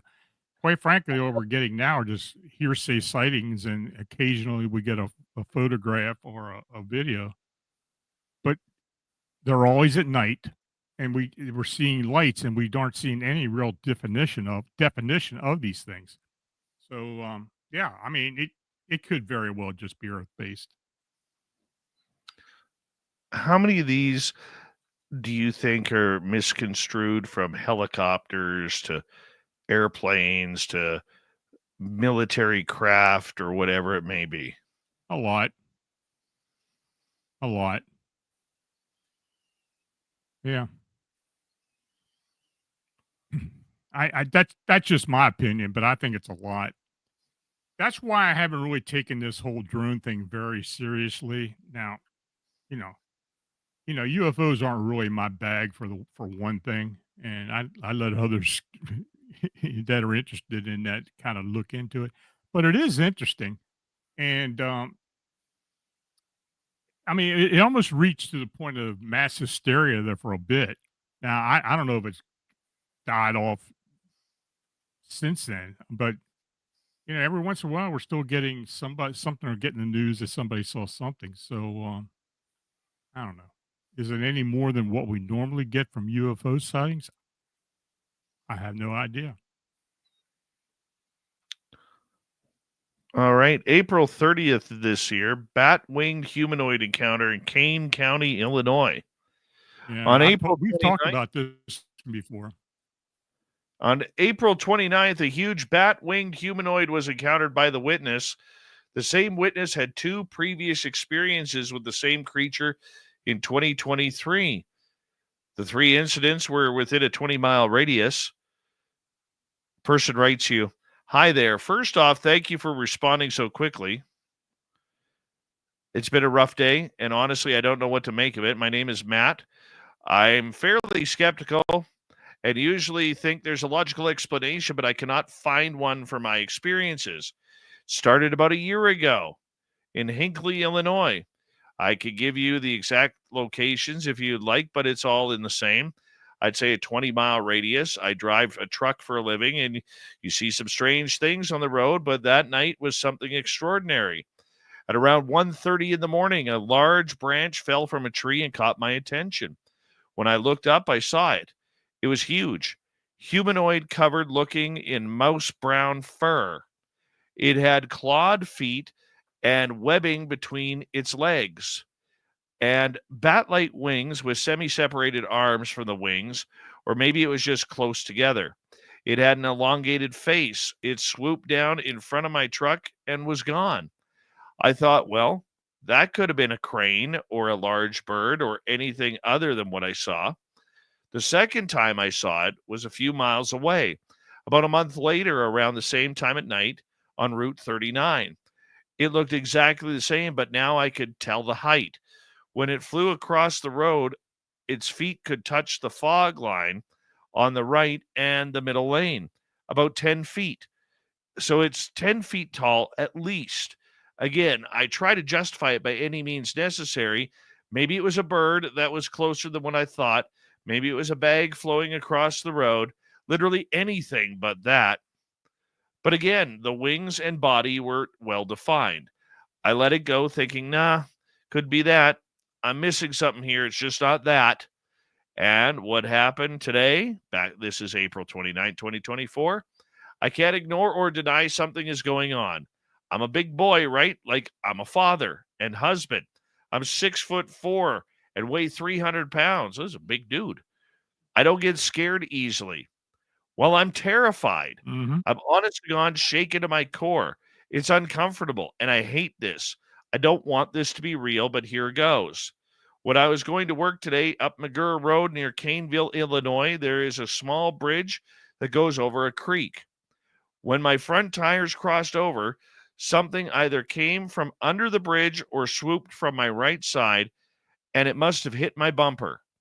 I reacted and swerved into the oncoming lane and almost lost control of my vehicle. I got a very good look at it. It was the same thing I saw about a year earlier. I corrected, and before I could realize what was happening, it came down again over my hood from right to left, and I saw it in the air. It was literally the most horrifying thing I've seen in my life. It came down one more time over the roof of my car. At that point, I hit the gas, pulled my firearm. I got to about 110 miles per hour, and it was able to keep up and over my hood one more time. Again, it was flying maybe 30 yards above me and to my left. I started firing because I was in fear for my life. The first time, I felt truly so threatened that firing my weapon was the best option, which in all honesty, I'm not very proud of. I don't say this to embellish or to heighten theatrics. I say it to show how god-awful and horrifying it was to me and how I felt. I had no recourse. I had 12 shots, and by the 7th or 8th, it wrapped itself in its wings and started descending. I followed it down with 4 more rounds, and it was gone. I'm still shaking and really distraught. I'm truly upset, and it makes me feel weak and scared. I don't care how you use this story. I'm perfectly willing to discuss what happened at any length you want because I just can't deny it was something I can't explain anyway. I desperately want to thank you for your quick response and letting me share it with you. Now, this person sent a picture of their bumper that's dented and scratched by this thing. Mm-hmm. That's incredible. Yeah, that was probably one of the most dramatic ones we've ever received out of the Chicago area. I mean, this was west of Chicago into Cobb County, and I called him, and we went over everything in detail. He had seen this thing 3 times. Caused the damage on his truck. He fired 12 rounds from a .40 caliber, and he told me it looked like it didn't even touch it. It never reacted to the shots. He hit it a couple of times. So, Tobias talked to him as well. So I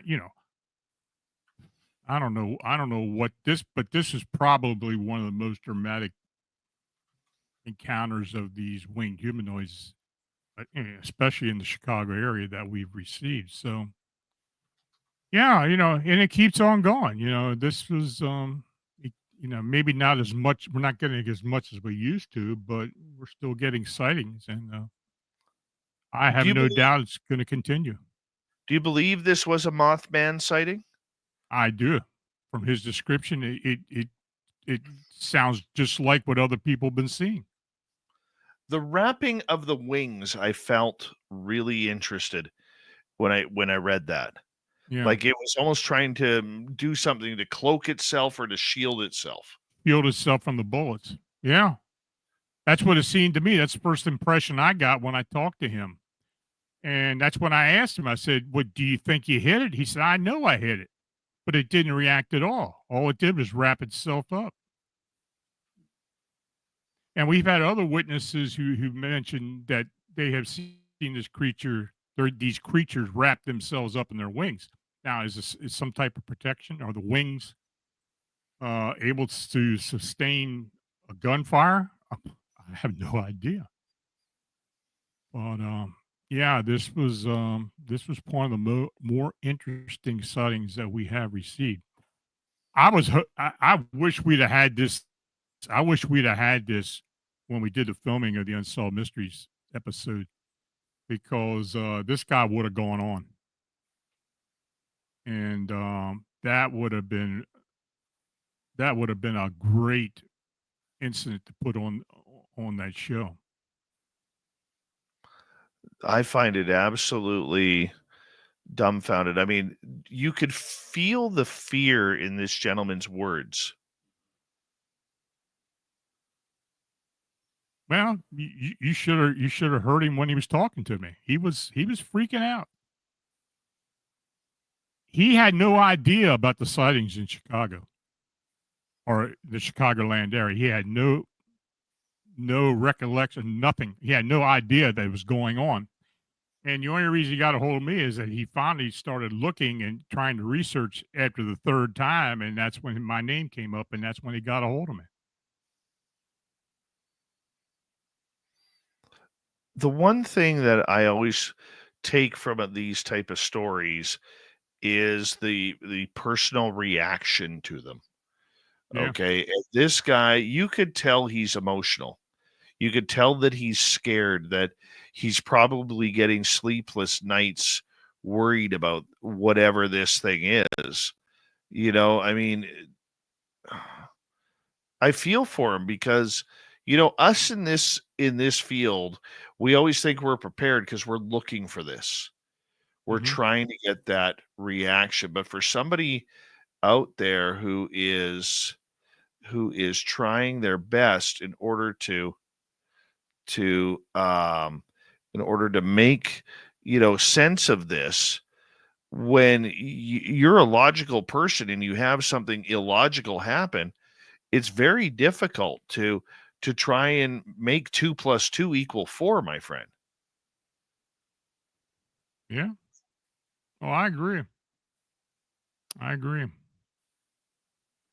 But these creatures, for the most part, I still feel are supernatural beings. I think they do have corporeal aspects to them. They are flesh and blood, but I think they have an ability to move in and out between worlds, between dimensions, or whatever, wherever they come from. But the way they react, the way they fly, the way they just show up, and many times people have seen them vanish. There are definitely some supernatural aspects to these creatures. Will we ever find out? Sure as hell hope so, but I don't know. And the fact that these sightings are coming around the area of Chicago, and why, that's the big question. Why? I mean, I'm asked that all the time. And it's just something I really can't explain. Why are they coming here? What's the reason? Will we find out eventually? I don't know. I don't know. In your opinion, the fact that this gentleman saw this 3 times in a year, You know, do you think that this is something that is going to be reoccurring for him again? Do you think he's marked by this creature? I honestly believe he is. I think certain people can be imprinted by cryptids. In other words, they can have multiple sightings of the same being or different sightings from different creatures. Um, I mean, look how I got involved with the whole winged humanoid thing. I had an encounter in '88, and it's still haunting me because I'm getting all these reports out of Chicago and have been getting reports throughout the country and the world. And why are they coming to me like this? You know, it's a question I ask myself all the time. I have no explanation for it. I really don't. Do you have other people who have, had multiple, like we've read a couple of them tonight, the gentleman, seeing the Batman Mothman, and then we have this guy, but are there a lot more people who have had multiple encounters with this? Been a few, not a lot. I would say maybe 4 or 5. Maybe 4 or 5.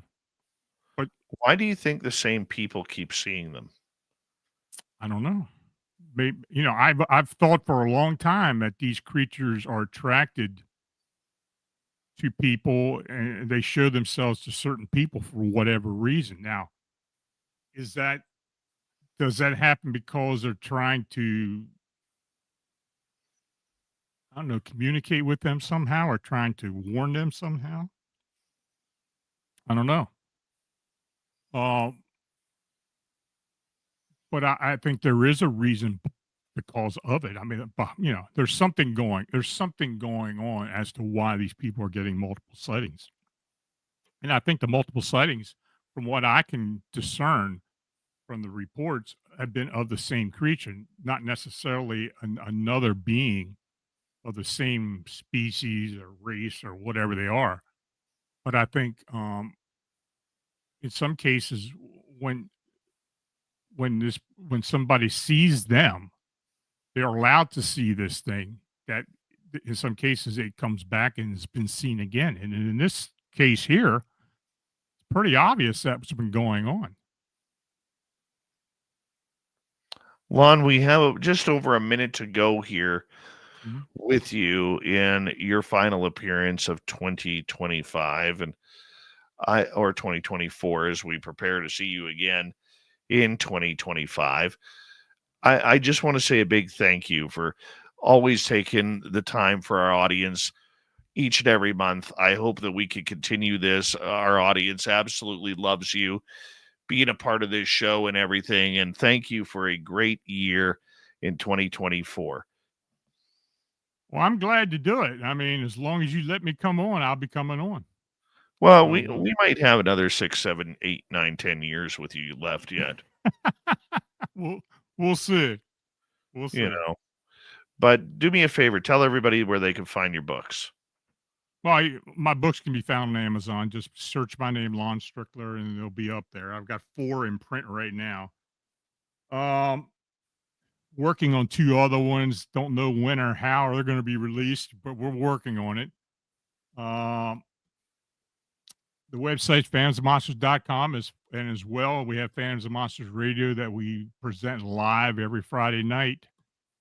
And we do some interviews and sometimes I do read cases and Lon Strickler, everybody. Want to hear something interesting? Come over. We got the UFO report and Swamp Dweller next in hour 3. You're listening to Spaced Out Radio with your host, Dave Scott.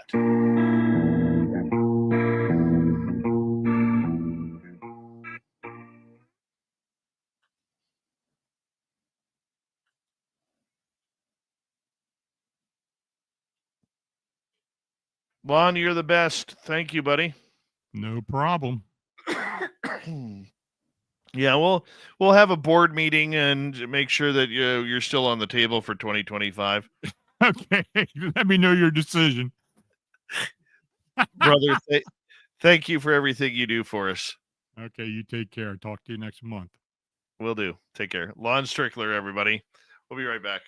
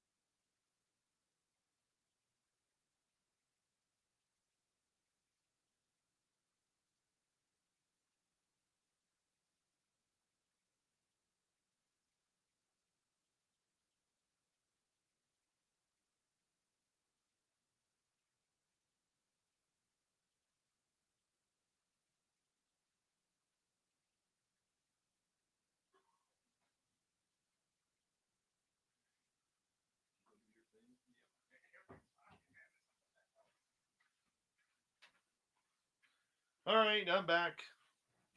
Did my chair move? Did the chair move at all? No. We will be back on Thursday night. So that'll be the 2nd. And our guest will be John Mylor. Jason Shredswell, how you doing? Daryl, how you doing?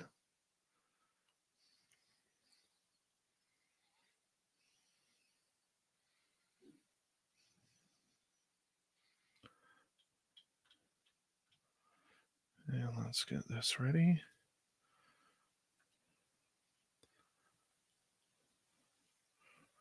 There we go. Right there.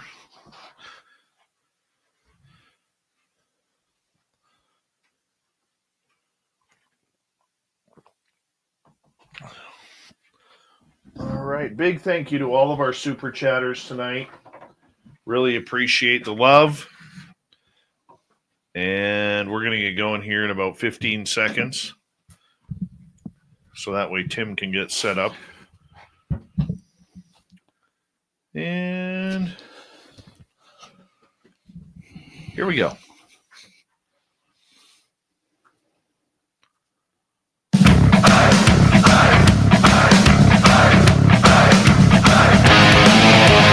Here we go with the third and final hour of 2024 on this show. I know a bunch of you are celebrating, but hey, on the West Coast, we still got time. My name is Dave Scott. Thank you for joining us, and hello to everyone listening in on our terrestrial affiliates around North America, digitally on every major podcast network. Our website, spacedoutradio.com. We have a plethora of features for you. Rock out to Bumblefoot, read the news wire, check out our swag as well. Follow us on X at Spaced Out Radio, Instagram at Spaced Out Radio Show, and on Patreon in the Space Travelers Club. I forgot the Desert Clam. Oh, I did. I forgot it what? last hour. I don't think there is one. I really don't think there is one for the final show of the year. That's okay. Well, let's do it anyways. The Desert Clam has set the password for tonight in the SOR Space Travelers Club. It's a combination. Tractor and pointy sticks. Tractor and pointy sticks are your passwords for tonight. As the Clam sets the password each and every night, right here on Spaced Out Radio. Let's go to the swamp. Hello and welcome to Spaced Out Radio's Swamp. I'm Swamp Dweller, and tonight I'm going to take you on a mystic journey of the unknown, sharing tales of monsters, legends, and nightmares. Welcome to the Spaced Out Radio Swamp. Hello, my name is George, and I work as a police officer for the Shenandoah County Emergency Center in Strasburg, Virginia. It isn't an ideal job for me, but it became a backup option since I originally wanted to become an actor after graduating college. Still, I couldn't secure a role when I auditioned for some TV shows and movies. While working my shifts, I wasn't that hardcore, you know? I would sometimes arrest people who did some illegal things without any problems, but I never really had such a distressing moment as the one I'm about to tell you about. One night last December, close to midnight, the center received a 911 call about a woman allegedly acting erratically and damaging property at the Ramada at a Wyndham hotel. I was sent out to find the woman. When I arrived at the scene in the parking lot, I saw a barefoot woman holding something that I did not really recognize, but I could tell it definitely didn't belong to her. It was this woman that we had received the calls about. I told her to come to where I was and that she would be safe. She was acting crazy and erratic, to say the least. The woman asked me if I was going to take her to jail. Before I could even answer her question, she started to grab at me, and I was trying to get a hold of her, but she managed to escape. She was running away from me at a pretty crazy speed. I then pulled my taser out. While chasing her, I lost sight of her momentarily, but saw her again as she came from behind a dumpster that was on the edge of the tree line. I kept running after her, but now I was running slower and out of breath because I was overweight and had a bunch of stuff on my vest. Now I was back to where my car was as the woman returned to the area. The woman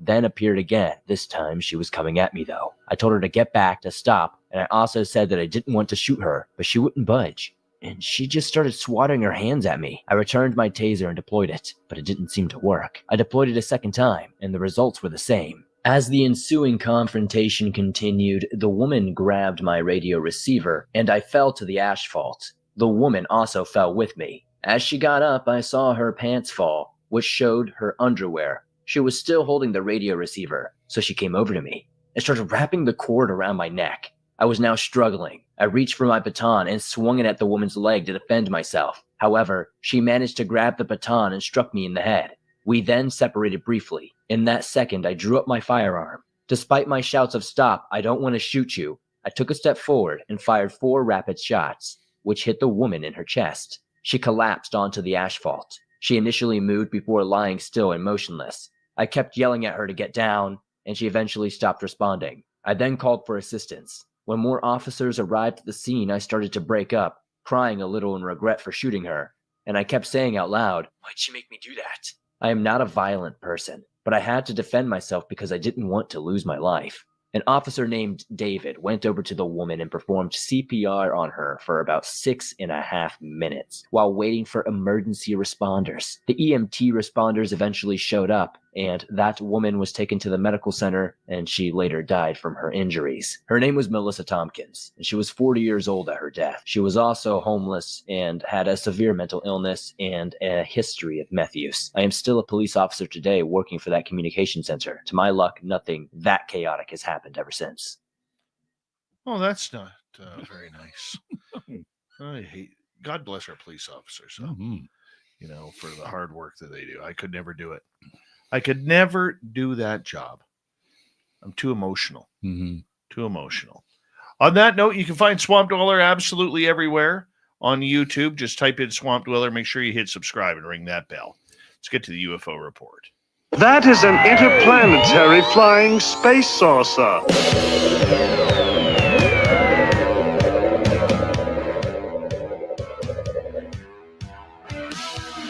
You have made me very angry. Very angry indeed. All right, little Timmy James, final appearance of 2024 is our UFO reporter. Good to have you here, buddy. Thank you for coming on in. Well, thanks for having me. I'm stoked. I want to say something before we get going here. I don't like you. Oh, I don't like you I either. don't like you either. You know what? No.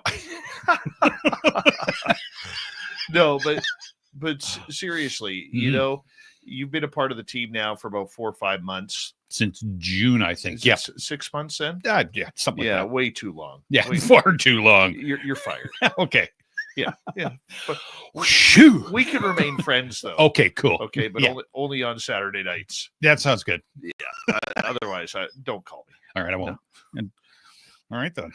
Honestly, I want to say I really, really appreciate the job that you're doing and everything you're doing behind the scenes with Space Out Radio.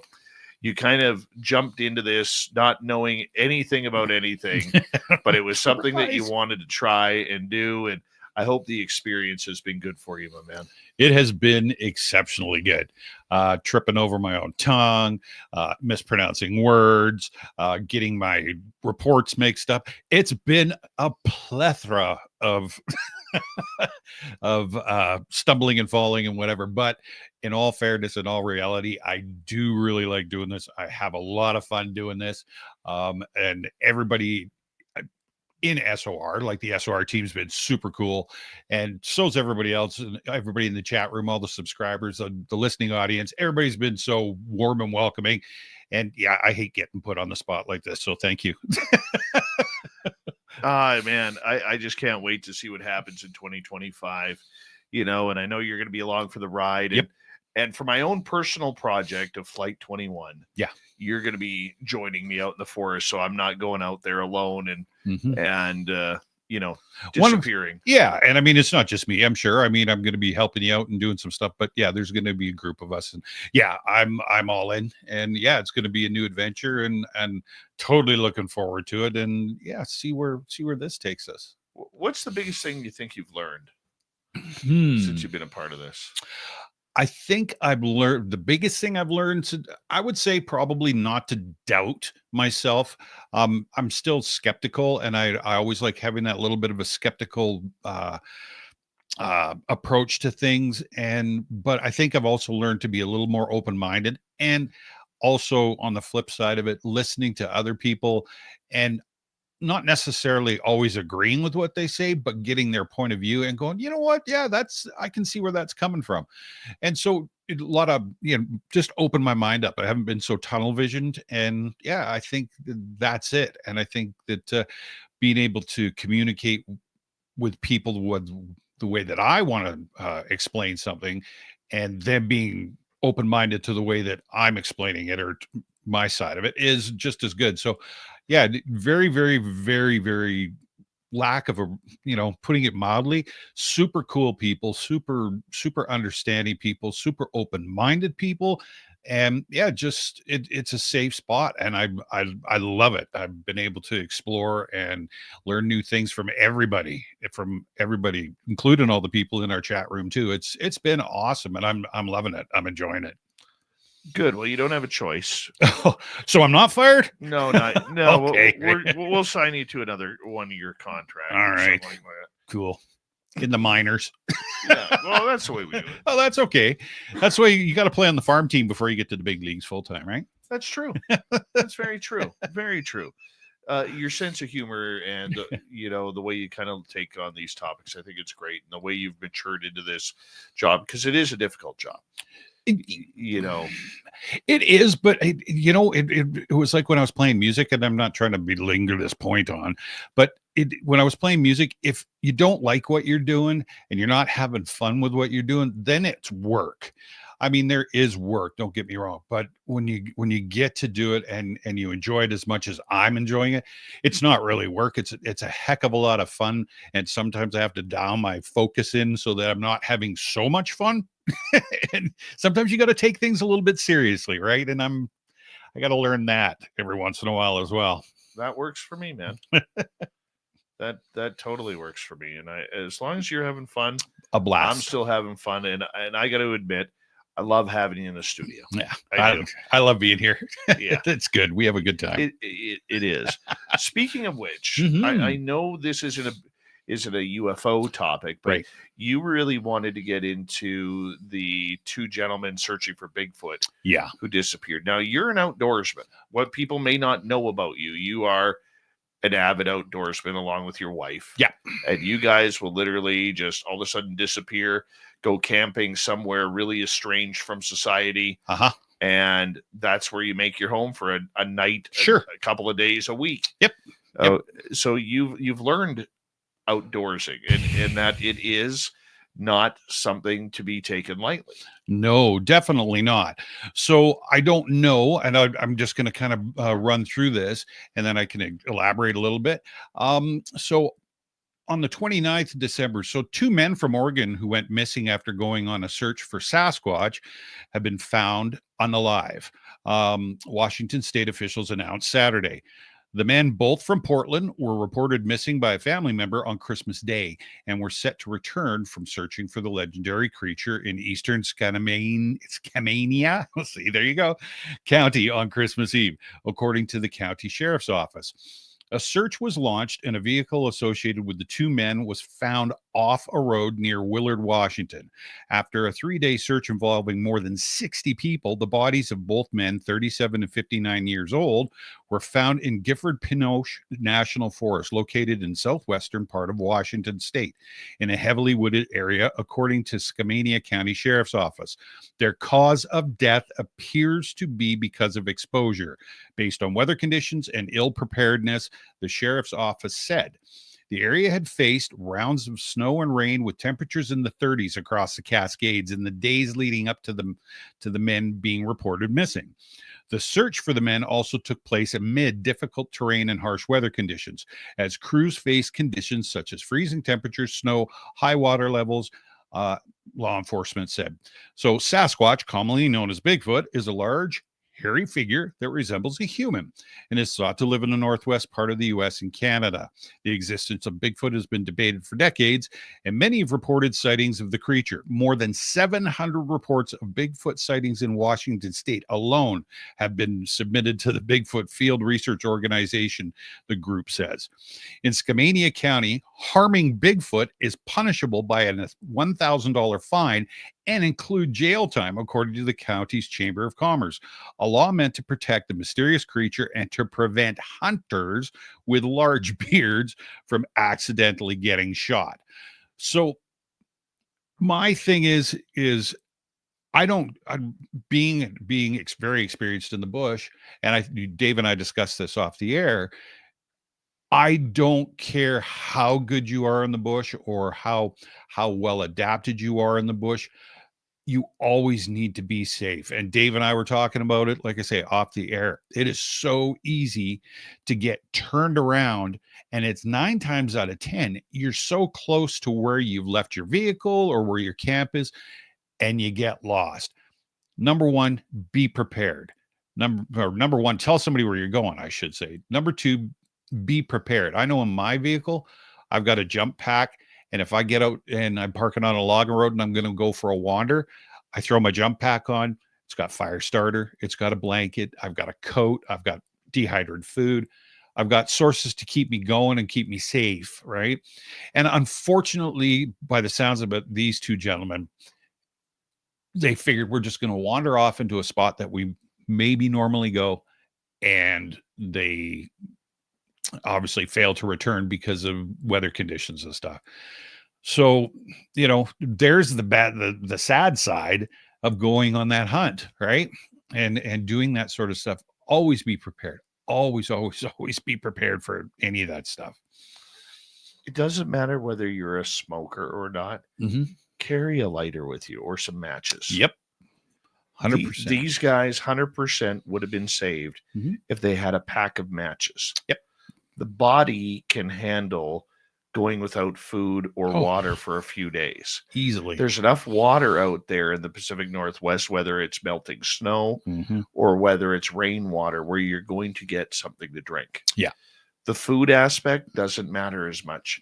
No. You may lose some weight. You may be hungry for a couple of days. Sure. But, to not have a lighter or matches. Yeah.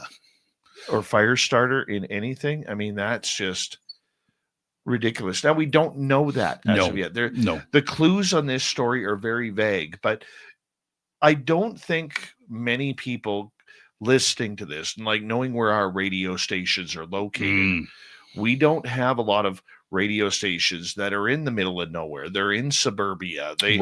They are in, areas where there's population. And the majority of those people do not, get out to the forest. No, true. The forest is scary. It's beautiful, but the forest has this real, I don't even know how to put it, way of tricking you. Oh, absolutely. Mother Nature has, yeah, she controls everything. You don't control anything except your safety to a degree, and that's about it. Yeah, I mean, I know I've been lost in the forest in an area that I had been to dozens of times. You've been to areas where you have been comfortable to walk in, and you've been lost. Absolutely. And that panic, I don't think it's avoidable, but I do think it's controllable. And that's, I've been there where you all of a sudden I turn around and everything looks not right. And you can feel the anxiety and everything build, like, oh my God, I'm going to be lost in the forest. And like you and I were talking about, stop, sit, breathe. And unfortunately, I don't know what happened with these two gentlemen, but if it was that happened, the exposure and stuff like that, that's too bad. That's too bad. And a hard lesson learned for the family, I guess. But yeah, maybe take heed. Anybody else that likes going out and doing this stuff, like Lee, right? But Lee doesn't leave his vehicle. Oh, okay. I thought he went hiking. He does go hiking, but like I can't speak for Lee. I Sure, know, sure, I sure, know sure. for myself, I want to have my vehicle in sight. Yeah. Okay. Yeah. And here's the thing that I want people to know about looking for Sasquatch. If you find a place that has clues, you do not need to run the trails. You don't have to pull a Todd Standing, use a ghillie suit, and go running up the creek at 400 miles an hour, Right. tucking yourself into bushes and logs and into creek beds and everything. That is just show. Mm-hmm. If you find an area where there is clues, whether it's footprints, giant X's that seem to be in a line, Yeah. or other types of signage that you find, just bring your lawn chairs. Mm-hmm. Because if you go back to that place, as you've heard me say over and over again, Sasquatch is a very curious creature. Yeah. Very curious creature. And all you have to do is sit there. Tim, I proved that theory to you. You did. Yeah. And it was like, maybe I'd been up there. It was a third time that we were up there. And that's when I got my sighting. And I think that a lot of the guests and listening to guests that we've had on the show, same thing. It's the same theme. Go park your butt, sit, let them get used to you and let them see you being in a familiar spot. And yeah, you nailed her bang on. I was like, oh my gosh. I was quite surprised. Yeah. I mean, you don't have to run around. Mm-mm. They are curious enough where they will come to you. I mean, even at Flight 21, man, okay, as much as they scared us, when we were up there, unfortunately, you weren't there at that time. No, that's totally. but as much as they scared us up there, they were still watching us. Mm-hmm.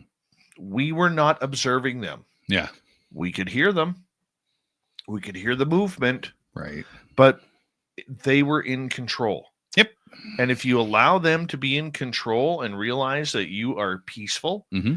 and that you're not going to harm them, you're not going to take, they'll know where your gun is. They will know where your pointy stick is. They will know what if anything is unsafe. Sure. But if they get to know your voice, they get to know your sound of your vehicle, what your vehicle looks like, mm-hmm. who's with you. Are you barbecuing a hot dog? What are you doing? Yeah. They're going to know. And if you make them comfortable, you might just see them. Or they may come out to show you. True. And it's funny because you had said to me before the first time I went up there, is that you park your vehicle in a certain spot, and every time we get up there, I park mine in one spot. You always park in the exact same spot. And we do the exact same things. And I think that's it. I think that the pattern I was pleasantly surprised with the results. Yeah. They can't help it. Yeah. They can't help it. They're curious. Yeah. That's why I bring the same vehicle up. Mm-hmm. And if I'm in a different vehicle, mm-hmm. I still park in the exact same spot. Right. Because familiarity is everything. Yeah. No. And like next year, I want to start trying different things there. Yeah. Okay. I want to start just leaving things.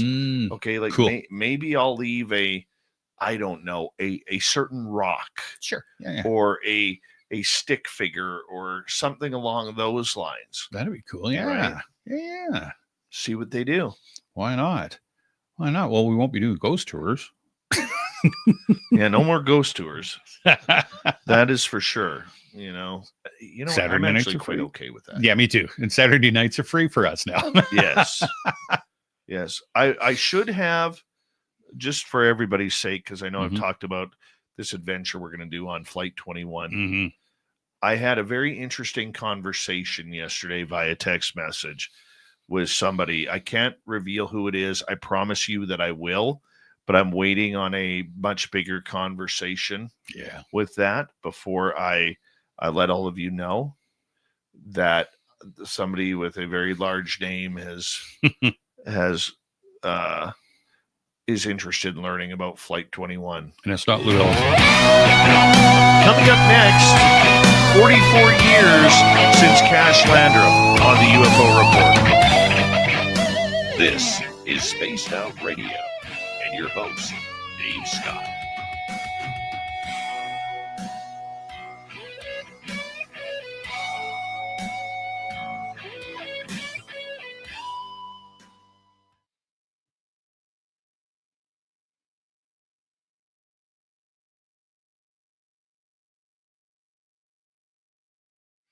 I reached out to someone yesterday, and I've wanted to reach out to them for a couple weeks now, about a month now. And probably within 10 minutes, this person's vacationing out of the country. And probably within 10 minutes of my text message, I got a response. That's pretty slick. And I was like, are you serious? And this person, in capital letters, after I said what I was going to be doing, put, wow, we need to talk. So I'll leave you with that. I don't want to give it up yet, just in case the conversation doesn't happen. Yeah. It's supposed to happen in about a couple weeks here. So I think it'll be good. Oh, yeah, for sure. For sure. And the quick response, too, right? Like, Yeah, that was bam. That was kind of cool. Mm-hmm. I almost felt guilty. Like, dude's on vacation. Well, not like you knew, but True. you finally reach out. That's always that's the way it goes. It's Murphy's Law, right? Yeah. Right. Right. Yeah. I'm going to order that stuff, and it's out of stock. But thank goodness he actually wanted to, chat about it a little bit. Yeah, that's That's super cool. Yeah. Super, super cool. And no, it's not Lou Elizondo. I know you love him. You want his autograph? Sure, why not? Yeah, I'd take it. I want one of his cigars. Mm-hmm. Mm-hmm. Like a good cigar. I got some cigars for tomorrow. Oh, do you? I do. Nice. Yeah, from Cuba. Oh, Cuba. Yeah. I'm having a cigar tomorrow at midnight. Cigars are the best. Remember, I was in Puerto Vallarta and I got a really nice one sitting down by the pool. I'm not a good cigar guy. I can't tell the difference between like a $10 cigar and a $70 cigar. I don't think I think I can tell the difference. I'm not a cigar aficionado, but I can definitely tell a cheap one from an expensive one. And yeah, sometimes I still like the old ports with the tip, with the wine tip filter on it. Yeah. Oh, that was good. You betcha. Colts. That's right. Colts. I might get some of those for tomorrow. Those are good too. I like those. Haven't had those in forever. Yeah. You might have to have one. Oh, yeah. No, for sure. Yeah. Yeah. I'm thinking about actually switching to a pipe. You're hilarious, man. I like it. You know? Yeah. I've got two of my grandfather's pipes. That's right. That's right. You know, but I want one of those, like those Sherlock Holmes ones. I tried smoking a pipe years ago, and I found that those ones that hang out of your feels like, for me, and my grandfather used to smoke a pipe, and he had just the nice straight one. They seem to sit better, but they're finicky to learn how to puff on. That's for sure. You know how hard it is to find cherry tobacco? Yeah. Because they don't want flavoring in them anymore for kids. Yeah. Yeah, there used to be tons of them, right? Like sale tobacco. Oh, yeah. Love the smell of pipe tobacco, though. Oh, yeah. Excuse me. We got 90 seconds before you get to this one. Oh, sorry. Yeah. My back of my neck is killing me right now. We're both in bad shape tonight. Dude, I need him. Honestly, thank goodness your wife's a masseuse. I'm stealing her. Yeah, well, have fun with that. Yep. Lorelai and I are going to the bedroom. I'll hear you screaming. I'll be laughing. Yep. Yep. Don't worry. I'll be clothed. Well, you might not be, actually. She's going to be working my neck, and I'm going to be, ah! Yeah. Yeah. Hate me now, love me later. All right, let's read this out. Big thank you tonight to Lee, Richard, Kitty Caddywhack, Deborah Rooney, Lee, Richard, Mama Catherine, Lee, Richard, CS, Cake in a Cup, Ozzy Ange, Cosmic Joe, and Cake in a Cup. Thank you for the love and the super chats. Greatly appreciate that. Who puts cake in a cup? Obviously, Cake in a Cup does. Yeah. I don't know. Never heard of it. Mm-hmm. Australian thing or something? I don't know. I don't know. I don't know. Me neither. Probably Oh, still yeah. good. It's cake. Like good slice of cake. Mm. Mm-hmm. We're trying to do a show here, man. Here we go. Yeah, okay.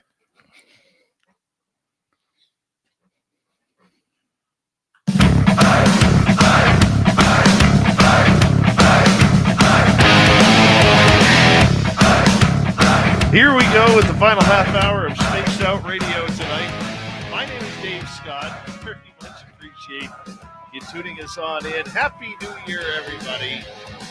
And I hope your 2025 goes just awesome. With lots of aliens, ghosts, UFOs, Bigfoot, Dogman, and everything in between. Yeah. Reminder to all of you that if you missed portions of this show or others, check out our free archives on YouTube or any major podcast network. Our website, spacedoutradio.com. We have a plethora of features for you. Rock out to Bumblefoot, read the news wire, check out our swag as well. Follow us on X at Spaced Out Radio, Instagram at Spaced Out Radio Show, and on Patreon in the Space Travelers Club. Here we go. UFO report. We have an anniversary, little Timmy James, that you wanted to bring up. We do. So this is the Cash Landrum incident. So a UFO sighting back on the evening of December 29th, 1980 changed the lives of 3 Texans forever, and not for the good. While driving through the southern tip of the East Texas piney woods north of Houston, Betty Cash and Vicki Landrum and Vicki's 7-year-old grandson, Colby, came upon a huge diamond-shaped object just above the trees and 130 feet away. Cash hit the brakes, and she and the elder Landrum stepped outside. Immediately, they noticed intense heat. Their faces felt as if they were burning. When Vicki re-entered the car and touched the dashboard to steady herself, she left a handprint. Blasting fire and heat, the UFO slowly ascended. Suddenly, numerous helicopters, 23 of them in all, appeared from all different directions, positioning themselves near the strange craft. By this time, the witnesses were back in the car and watching the spectacle from their moving vehicle. Other motorists saw the object and the helicopters from different, more distant locations. Eventually, the flying objects were lost to view. Unfortunately, the episode was only the beginning. Back home, the 3 fell sick, Cash most severely. She suffered blisters, nausea, headaches, diarrhea, loss of hair, and reddening of the eyes. On January 3rd, unable to walk and nearly unconscious, she was admitted to Houston Hospital. Vicki and Colby were experiencing the same symptoms, though less severely. The witnesses' health problems continue to this day. In September of 1991, Cash's personal physician, Dr. Brian McClelland, told Houston Post that her condition was a textbook case of radiation poisoning, comparable to being 3 to 5 miles from the epicenter of Hiroshima. For years, the 3 have pursued their case through the courts, seeking answers and redress. But official agencies deny any knowledge of the incident, even though the helicopters have been identified as twin-rotor Boeing CH-47 Chinooks, used by both Army and the Marines. And there's pictures of her hands, their hands, and the blisters and the radiation, well, the alleged radiation burns all up their arms and their hands are absolutely brutal. Well, the other thing, too, that we have to remember about this case is not only this is an alien abduction and sighting case, but there's a child involved. Right. And, you know, the job of any parent, mother or father, is to protect the child at all costs. Yep. And when you have something like this happen where you are going through this situation where you're getting beamed and you're getting taken per se, Mm-hmm. and you can't protect your child, Oh, that is a nightmare, man. I couldn't imagine it. That is just an absolute nightmare regarding this entire case. No kidding. Right. And I couldn't imagine, you know, you look at the Cash Landrum case or even the Whitley Strieber case that was in the book Communion. I know exactly the part where I stopped reading that book. Oh, is that right? I have never finished Communion. Huh. It's the only book I have never finished that I've read. Just freaked you out so bad. There was a scene where I had just become a father. Okay. And so I was reading, I had my baby daughter, you know, who will be 26 next month. So we're going back 26 years. I have not read this freaking book. Still sitting on the coffee table. It's in a box in the storage room. Okay. With the, I believe the bookmark is still in it. Oh, geez. Okay. And it was a scene where Whitley was taken on craft, and he's sitting on the craft looking around. He looks to his side, and his child is sitting right beside him. Oh. And he knows that he can't do anything about it. And it bothered him, right? As it would any parent who is trying to, you know, we don't want that for our kids. No, of course You know, not. we want our kids to be safe and cozy at night and Yeah. not have to worry about things like burglars or kidnappers or Monsters or under fire the or bed. monsters, right? Exactly. No. So all of a sudden, you know, this thing happens and we don't know how to control it. Yeah. And as a parent, you freak out. Oh, yeah. I mean, hell, you know, going back to when we were kids as Gen Xers, you know, we were feral children. Absolutely. But you look at it today, you know, you wouldn't let your child do a quarter of the things that we were allowed to do. No. You know, dangerous things like stay outside at night and play hide and go seek. That's right. Build ramps out for your bicycles. You know, don't play in the front yard, only play in the backyard. Yep. It's fenced. You know? Yeah. You know, but that's what happens. You know, that's why I'm still surprised that at his elementary school that has a slope, I know that they still allow tobogganing down there and crazy carpets. You go to Vancouver area, that crap is banned. That was my first injury as a kid. I was like grade 1, crazy carpet down a hill at school, and I hit the rock, flipped off the crazy carpet and smashed my face. Oh, good. And touche. So yeah, no, those were great times. That is a great time. A little blood will never hurt you. That's right. That's right. You lose any teeth now, that will sew you up. My worst injury in elementary school was I took a baseball bat. We were playing baseball at lunchtime. And I was picking up the other bat, and I said, "Hey, bud," to my friend, I said, "I'm right behind you. Don't swing the bat." Oh, yeah, right. Well, he swung the bat.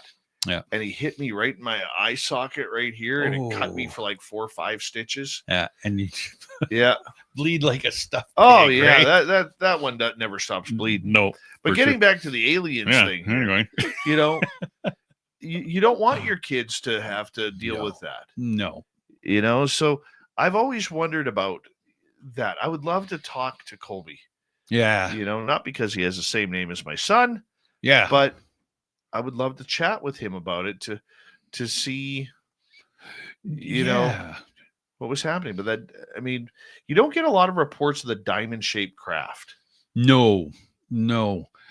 But yeah, actually, now I'm thinking about it, and instead of just saying no, no, you're right. It's normally, they're the flying saucers, sometimes the triangles, but yeah, it's usually the saucers. So interesting, and you're right. I mean, it would be interesting to talk to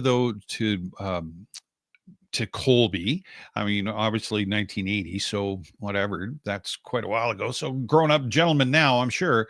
But I always wonder about that too. Because it always seems that the kids don't, they either forget about it to a certain degree, or it doesn't seem to affect them because they're young and maybe they don't quite get it, besides being scared. You know, it would be interesting to find out what they think, and it'd be interesting to find out what any little kid that's experienced it feels like now. That's a path that would be very interesting to get their takes on, right? What else you got for us? All right. Well, got another history one. So basically same time, but this was, I think, in like 53. Sorry, I can't find the date. So this one's called Truck in a Ditch Leaves No Tracks. So Edward Brunn, 15 years old, son of Mr. and Mrs. John Brunn of rural Herman, had a hair-raising experience on Monday. So this is an old newspaper clipping. On Monday evening of this week. It was 11:30 p.m. and Edward was driving the family pickup westward on a county road between the Les Bertram and Kenneth Bartell farms. He had seen nothing ahead of him of an unusual nature. Suddenly, when he was about a quarter mile from the turn into the Bartell farm, his headlights picked up a dark, oval-shaped object hovering about 6 feet above the road ahead of him. Seconds later, the headlights on the motor and the motor of the pickup both went out, and the object began to rise into the air. As it rose, it seemed to take on a red interior glow, and sparks seemed to be shooting out from underneath it. The young man admitted he was plenty frightened by the incident and is just a bit confused by what happened in those few seconds. The next thing he knew, the truck, which had been pointed west, was sitting in the ditch on the south side of the road and pointing north. Edward peeled out of the truck and ran most of the way back to the Brunn's farmhouse, a 1.5 mile distance. He never thought of going to the Bartell farm, a quarter of a mile away. When he arrived at home, completely exhausted and considerably worked up, he related the details of the experience to his parents. Mr. Bruns went to the spot where the pickup was in a ditch. He found he could not get the four-wheel drive vehicle back onto the road, so he left it for the night. He examined the area with a flashlight and could find no tracks leading into the ditch. A review reporter called to the scene early the next morning, took the above photo of the picture of the truck in the ditch. So it's actually just a picture of the truck in the ditch. So nobody's missing anything. He also joined Mr. and Mrs. Bruns as they examined the ditch and roadway looking for tracks in the snow. The truck might have made when it went in. They found absolutely nothing. Edward's story that the flying saucer apparently picked the truck up and deposited it in the ditch still stands to this day. There were no tracks on the road from the UFO. No clues from the UFO at all. I mean, that's just absolutely disturbing. Well, for sure. So your 15-year-old son comes running in the house and goes, "Ma, Pa, the truck's in the ditch." You're like, "Oh, why I oughta," right? But going out there, I'm like, when I started reading it, I'm like, oh yeah, here we go. It's a made up story because somebody was horsing around in mom and dad's truck. But yeah, 15-year-old running, and then you go down to examine it and find, hang on a second, how did this happen? Yeah, that'd be a little freaky. And again, dealing with a kid. Yeah, I don't know how I would do something like that. I really don't know. I mean, once again, child involved. Exactly. How do you tell your story? By the way, the aliens came. Yeah, mom and dad are like, yeah, sure, the aliens came. Well, you've already got the 2 strikes against you. You're a kid and you're using your parents' vehicle. Right. Just not very nice. No, not very nice. Looking back on 2024, what are you going to remember? Gee, what am I going to remember? Well, I think I'm going to remember obviously starting with SOR and being here and being freaked right the heck out. I think I'll always remember that. Because whatever, there's a story behind that. Dave knows all about it. What story? But okay, you ready to come in, buddy? He texts me. I'm like, heck no, I don't even know what I'm doing. You don't worry, it'll be fine. I was so crap. I was scared to crap. So that's what I'll remember. But I think what some of the stories, I think, was getting to the congressional hearings and stuff like that. It was understanding who's who in the zoo and finally getting a grasp on, who's, like I say, who's who in the zoo. So that helped a lot, and understanding all of that. But I think this drone thing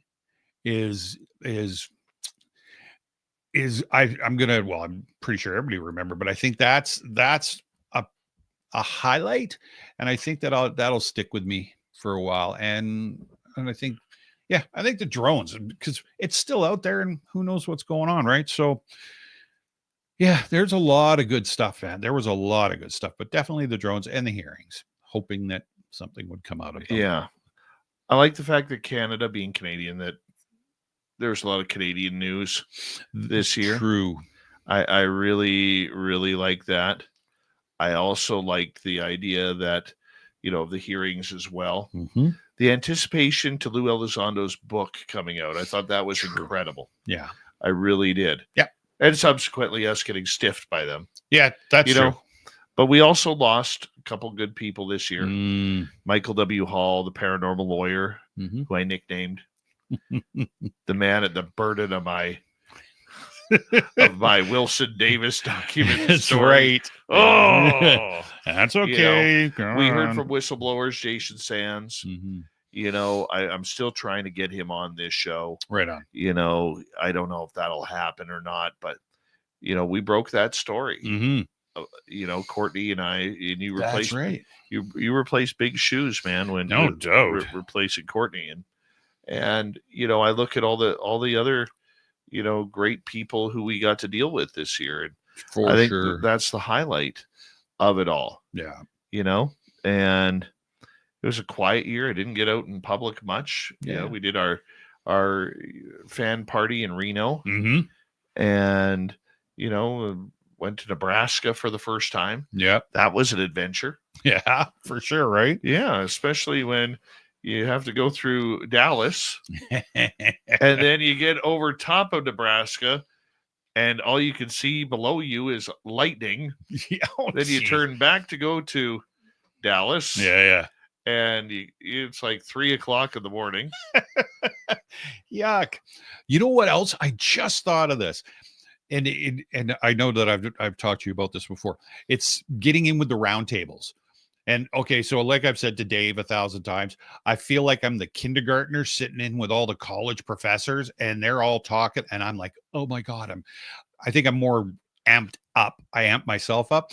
But Science Bob, yeah. When I said, oh, I don't know, I just didn't want to sound stupid. And when Science Bob said to me, just say what you need to say, go for it, I was like, oh my God, Science Bob just said, give her heck. You got Science Bob. Yeah, I did. Yep. I was like, okay, Science Bob says I'm good to go. I'm good to go. When you meet Science Bob at our get together in Vegas in May, which we encourage all of our fans to come to, 100% at the Orleans in Vegas, May 1st to 5th. Mm-hmm. All you'll see is Science Bob rolling down the casino in his overalls. Right. That man rocks a good pair of overalls. Nice. Yep. And little do people know, they'll look at him and they'll say, well, look at that hick. Yeah. You know, in the meantime, they don't know that he is, a Mensa student, a guy who has his name on like 20 plus satellites in space. Yeah, exactly. A guy who taught spies at Virginia Tech University. Yeah. Right. I mean, part of the NSA, the NRO, the CIA, tour of duty in Afghanistan or Iraq or someplace like that. Yeah. Been on nuclear submarines. Guy's got a resume. Yeah. Definitely.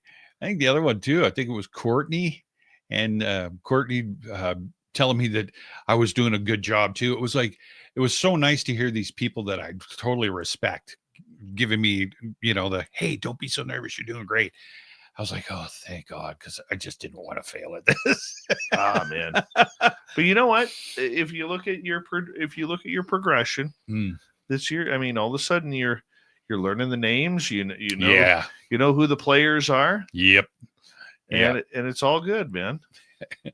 Yeah, definitely. Sean Kirkpatrick, my favorite. Oh, isn't he a beauty? No. He's a beauty, Clark. He's a beauty. It's the gift that keeps on giving, Clark. Oh, man. So as we wrap up here on the West Coast 2024, our final show of 2024, and we'll see you in 2025. You betcha. I have to say this. I want to say a big thank you to all of our radio stations out there. Chuck Contreras with KZAX or KZFX in Ridgecrest, California, who does a lot of our tech work behind the scenes. Len Novin at the Bull and Rattler in Arizona in Apache Junction. Jody Panu in Mississauga, Ontario. Big Bad Charlie in the Uinta Basin. We love you, Charlie. Thank you for allowing us to be a part of your family. Ryan in Noonan, Georgia. Ryan O'Neill in Noonan, Georgia. We appreciate you. And everybody in Bellingham, Washington, thank you as well. And, of course, Joe in New Orleans. We appreciate you still broadcasting SOR after all these years. We can't do it. My goal in 2025 is to grow our radio audience a little bit bigger. I want to have more interaction with our radio audience. So if you're listening in on Radio Land, feel free to reach out on our social media platforms because we do respond. We're really good at responding, and we want to make sure you're there. Thank you to all of our YouTubers who are here literally each and every night. It is amazing to see all your faces, and I hope to see them all again in 2025. It's been an amazing year. It's been an awesome year, and I'm very much looking forward to see what happens in the next 365 days because I think it's going to be exciting. I think we're going to move the ball forward, even a smidge on the UFO side. For sure. And the best part about it is we're going to bring a lot of woo, man. A lot of woo. So thank you for tuning us in 2024. We love you all as we say goodnight to you. And hello, Mr. Ron Bumblefoot Thal. Rocky in the background with Little Brother is watching. Bumblefoot is the official music of Spaced Out Radio. Rocky is in and out of every single show. Get your horns up for the guitar god himself. Special thanks to everybody listening in at work, at home, in your cars, wherever you may be. Thank you to everyone in our chat rooms tonight. YouTube, Twitch, Elga, Facebook, Spreaker, LinkedIn, the Space Travelers Club, and on X at hashtag Spaced Out Radio.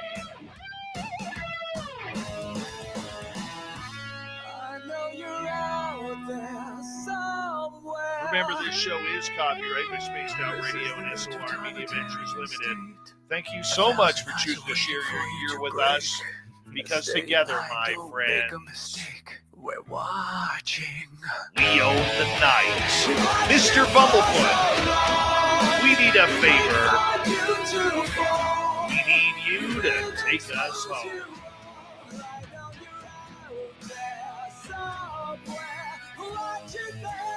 Yes, the Woo Train has docked for 2024, but soon, my friends, we shall ride again. Your seats are always available. Your tickets never expire.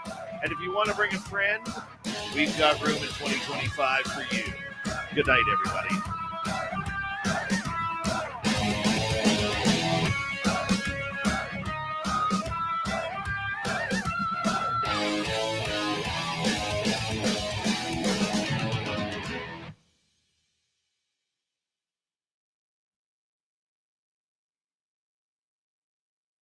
We're done. 2024. Look at that. Hallelujah. Hallelujah. Hallelujah. Hallelujah. We're done for 24. Yeah. Stick to our day jobs. Not a hope, man. Not a hope. That was a fast show. I was like, Oh, my Lon Strickler's amazing. Yeah. Those stories were freaky too. I was like, holy crap.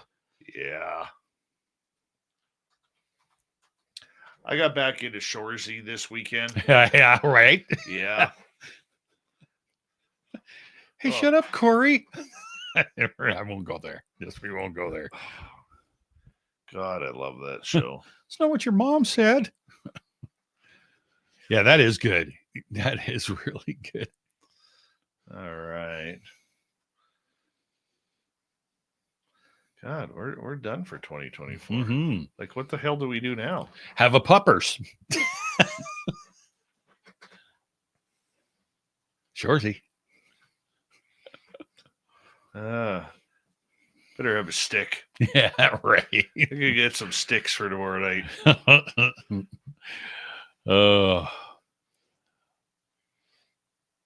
They sure take a shot at a number of shots at Canadian hockey. Oh, yeah. How it's gone down the drain. Mm-hmm. Oh, I love that part about it. I do too. If you haven't seen Shoresy, the TV show, oh my gosh, I highly suggest you watch it. Mm-hmm. It is fantastic. Yeah. Oh, yeah. Joe Monk. Is Tim Hortons closed on New Year's Day? Tim Hortons is never closed. It was closed on Christmas. Yeah, well, and it closed early on Christmas Eve because we went there to get a drink to go look at Christmas lights. Oh, not holiday lights. Yes, Christmas lights. Yes, Christmas lights. Yeah. Well, I think Chad. Yeah, he's pretty good that way actually, but they're hardly ever closed. Yeah, I'll tell you, it was disappointing when they shut down overnights there for the longest time. When they were fixing the drive-through. Oh, when they were fixing the drive-through, could have killed them. Yeah, I know. Could have killed them because it didn't do anything. Didn't do anything. They still have that stupid curb. Yeah. Trim that curb. It doesn't need to be there. No, I get you. All they got to do is take about a foot of it off. I tried to get in there, whatever it was, the other afternoon. I went for grab some lunch. I was like, God, I'm starving. So I went to grab one of those bowls, whatever, those chicken bowls or whatever. And they were lined up across the intersection by this, or all like over in front of Lordco and stuff, trying to get in there. And that was the drive-through. I was like, screw this, up the hill and turned around and went in and parked, and then stood in there for 15 minutes because they forgot my order. Oh, nice. Yeah.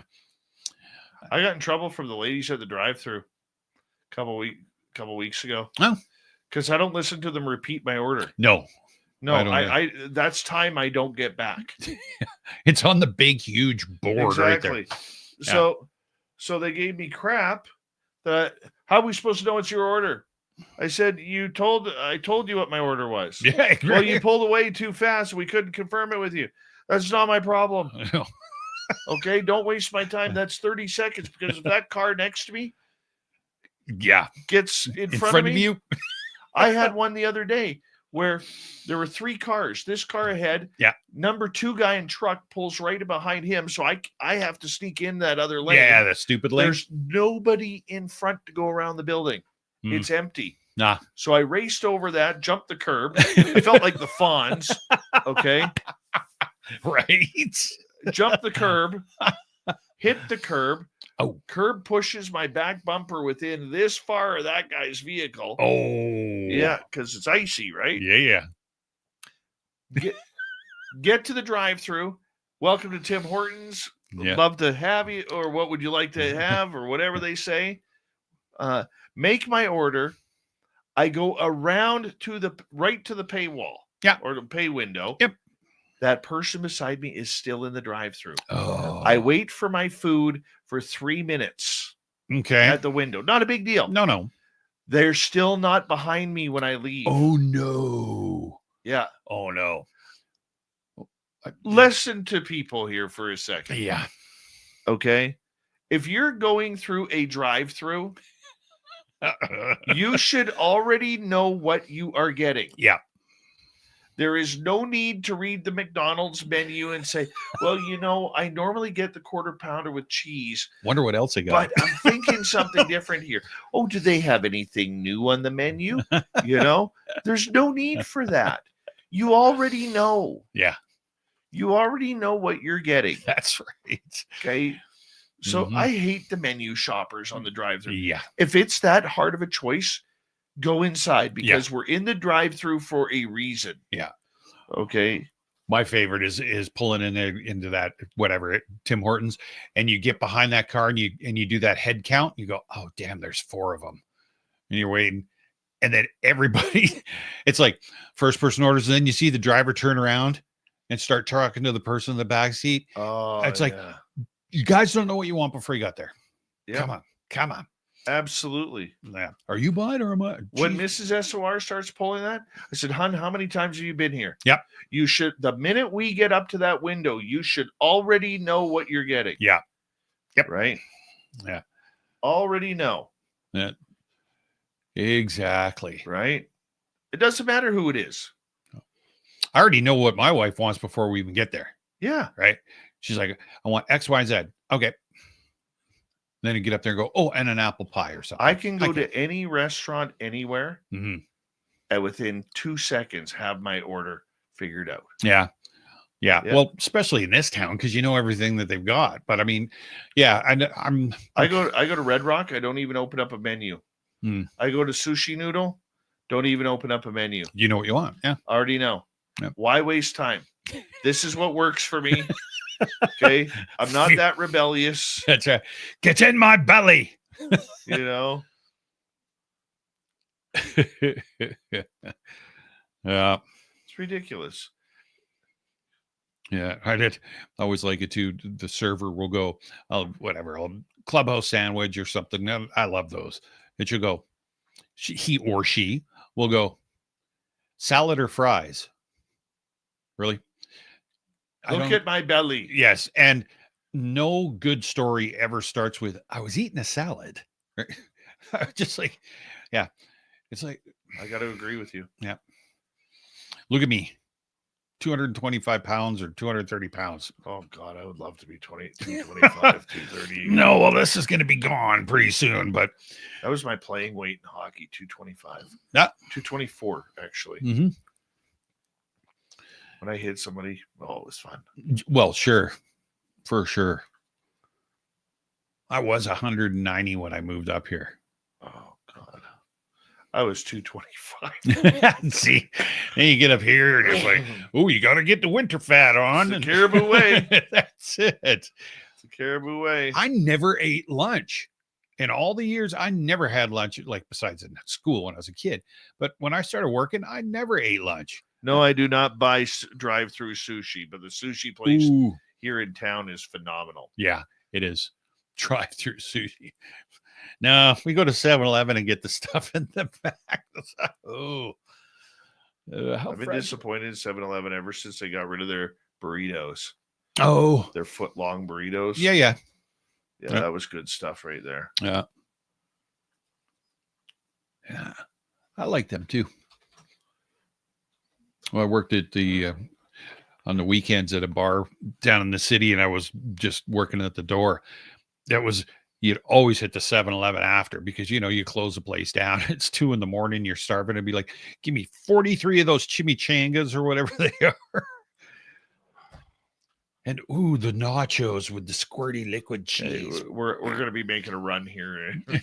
Sorry, no, I know. If you keep that up, we're going won't. to be making a run. I won't. I'm too freaking tired, man. Dude, I'll drive. Yeah, I know you will. Going to Kamloops? There's nothing open. That will hit 24-hour Timmy's here. Mm-hmm. There's something else I was going to gripe about, and I can't figure out what now. Yeah. Save it for the new year. Start the year off right. Yeah, I need to find some new gripes to drive through people. Drive me nuts.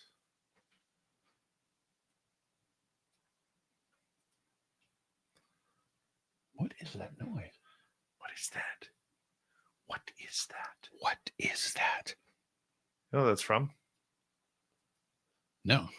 Ben Stiller, Zoolander. Oh, where yes. He's looking at the miniature building of the yes. What is that?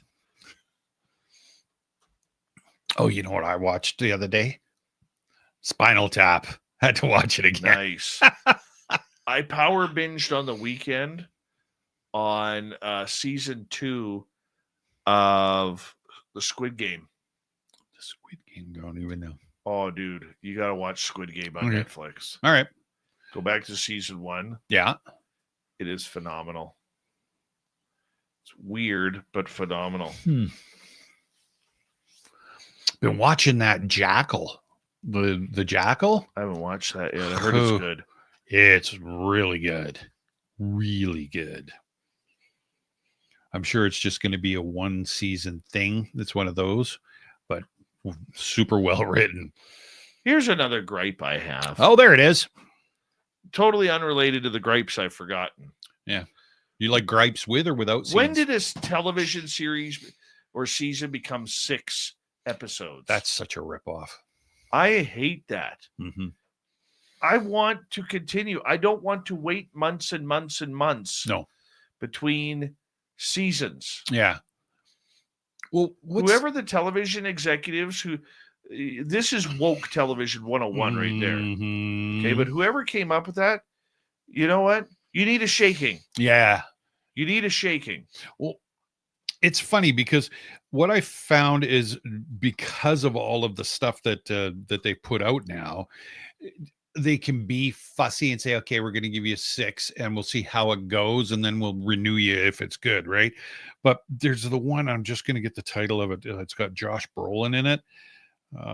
We've been watching it. There he is. What's the show called? Oh my goodness. Yeah, he's got a TV show out and it's on Netflix or whatever the heck it is now. And it's about a world like he's been alive since like the 1820s or something. And there's a hole in the middle of this field. And I can't remember what it was called. God, it's a really, really good show. But that they did the 1 season and then they took them almost a year to get the 2nd season out.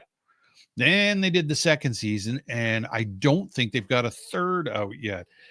And it's really cool. It's like, time travel and it's kind of, it's pretty, what is a TV show? What's it called? Everybody's yelling at it. Outer Range. And I think I think they only did 2 seasons. Yeah, Paramarv got Outer Range before you said it. Yeah, I know everybody be screaming, we know what it is. Yeah, and they've only done 2 seasons, and it started in 2022. And yeah, I think the first one was like about 8 episodes, and then Shaq Valet and I are going to drop the gloves here for a second. Are you? Okay, go for it. He's like fewer fill the gap episodes is a great invention. Go networks. Screw you, Jacques Valet. Screw you. I hope you get hit. You stub your toe on your bedpost later on.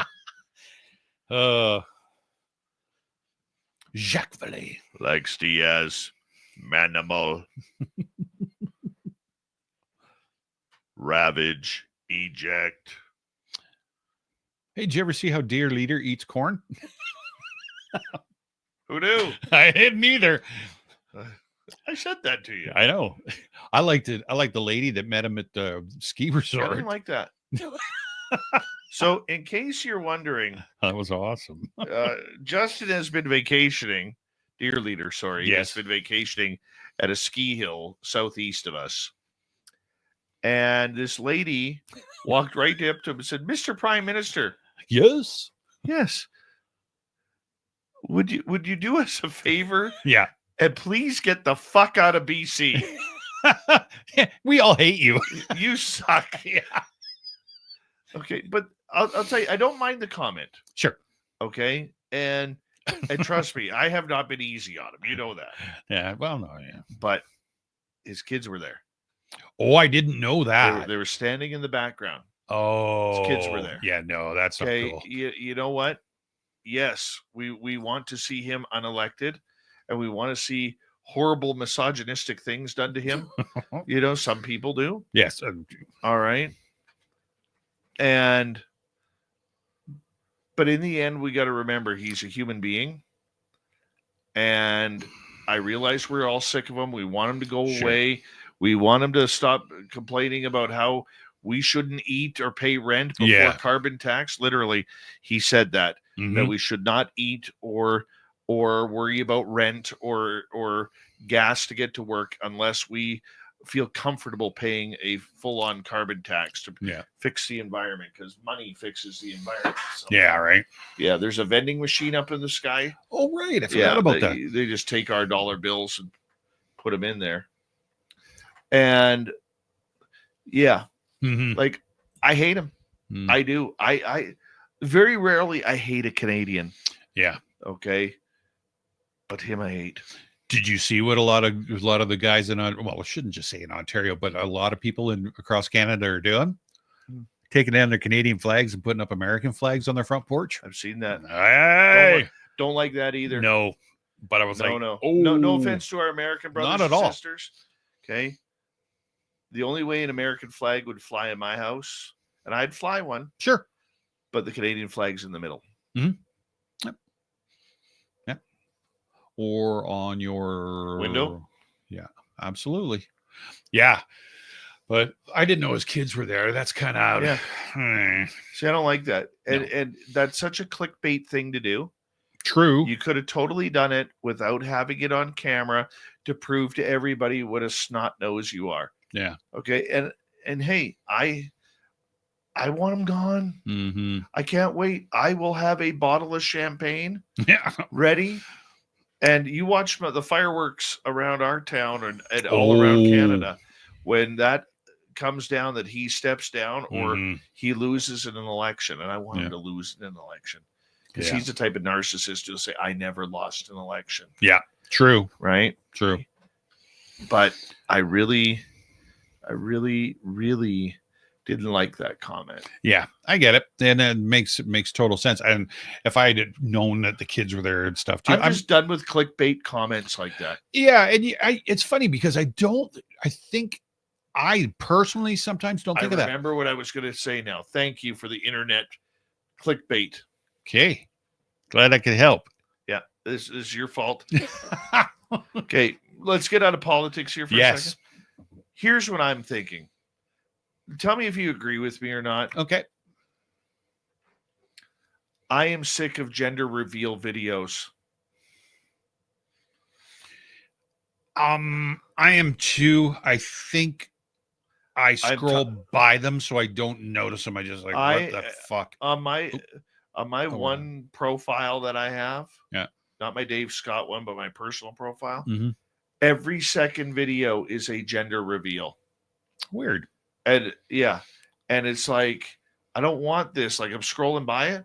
Yeah. I don't care what you're having. No. As long as it's healthy. And you're happy. Yeah. You're happy. It's healthy. And God bless you. Because childbirth is a miracle. But you know what?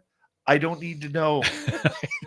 Right? Yeah. And you look at some of these stunts people are doing. I know. It's getting more and more dangerous. Oh, every time. Did you see the plane crash one? The real plane crash? Yeah, no, the gender reveal plane crash where the pilot died, where a guy's flying over in a crop duster. Okay, and he flies over. Oh, they're all getting excited. It's a boy. It's a boy. He goes to pull up, loses a wing, and comes crashing down. No, I didn't see that. Yeah. Wow. I'm tired of gender reveals, man. I'm sure the family of the pilot is too. Oh yeah, and they're sitting there screaming, "Oh, look at this! Look at, it's a boy! It's a boy!" In the meantime, dude's dead. Dude's dead. Oh my God.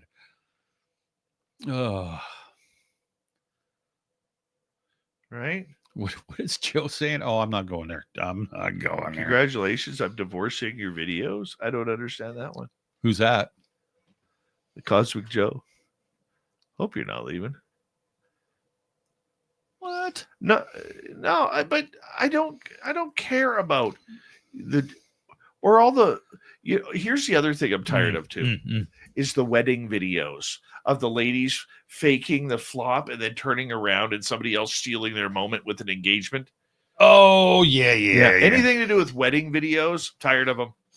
Yeah. Or all the fake laughter. Or the Yeah. or the grab the chest, lean back. Oh yeah. You know, I get I'm it. so sick of that. Yeah, 2025 will be better. yeah. No. Well, Hey, oh, sorry. oh my God, the fake laughing, and I hate weddings. I do. I hate weddings with a passion. It's like my niece. Every photo from the time she was about 3 to she's what 35 now. The smile, the face is exactly the same. My brother hates it. So, hey, Amanda, come over here. We want to get a family picture, right? She'd be walking over and she's all just normal. Then she gets in there and she's like, every picture. Yeah. And she'll hold it. My brother will on purpose not take the picture. And she'll just be like, quit with the fake fucking smile. Oh, I hate that. That bugs me. That really bugs me right now. I don't like your niece. No. I'm sure she's a good person. She's an absolute doll. She's Yep. wonderful. Yeah. She got a friend of me now. She just turns it on. It's like, oh, I got to smile now. Mm-hmm. Oh man, I cannot stand wedding videos and gender reveal videos. Oh, drives me absolutely crazy. Mm-hmm. Or now you're getting a bunch of the setup videos, you know, or the copycat videos that all of these, if one social media influencer does it, now like 35 different ones come out and do the same thing. Yeah. It's like the reverse cat's eye dance or I don't know. Oh man. I don't. And then there's that, I don't know what their names are, but there's that real annoying Barbie and Ken. Oh, those two. Yeah. Yeah. My fiance, babe. Oh, yeah, those two. Yeah. I just want to absolutely, you know, literally take popcorn sticks, which are about the size of both of them. Yep. Right? Yeah, Barbie and Ken. And every video is so fake by them. It's unbelievable. What are you saying? Like the one where you know the guy will pick the lady up, put her on the counter. Well, 3 months later, guess who has to do a video about that? Yeah. Slim and Slimmer. Yeah, exactly. Oh, they drive me nuts. Oh, all that stuff does. Mm-hmm. I just like the guy that's at Waterworld or whatever, the mime dude. You ever see that? I see him. I like him. It's like, okay, he's funny. Yeah, he drives me nuts too. I hate mimes. Well, they're too much like clowns for me. I don't like clowns. I hate clowns. No, mimes are okay. As long as hate clowns. You work tomorrow? Yeah. Oh, me too. We better say goodnight. Until 2025. You're off until 2025. And you're up to date. Hey, we have to wait a whole month and a half for our next stat holiday. Yeah. What the hell is that? Yeah, that's wrong. Family Day, February. All right. I like Family Day. Yeah. No, it's fun. I'll take it. You're not being fun right now. I'm super fun. I hate you. I hate you too. You're fired. Yeah. I don't want to be here anyway. Yeah.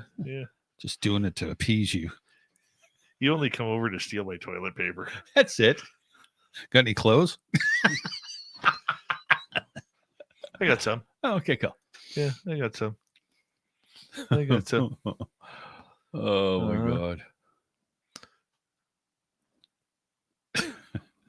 We still holding the crowd. 178 people are still in.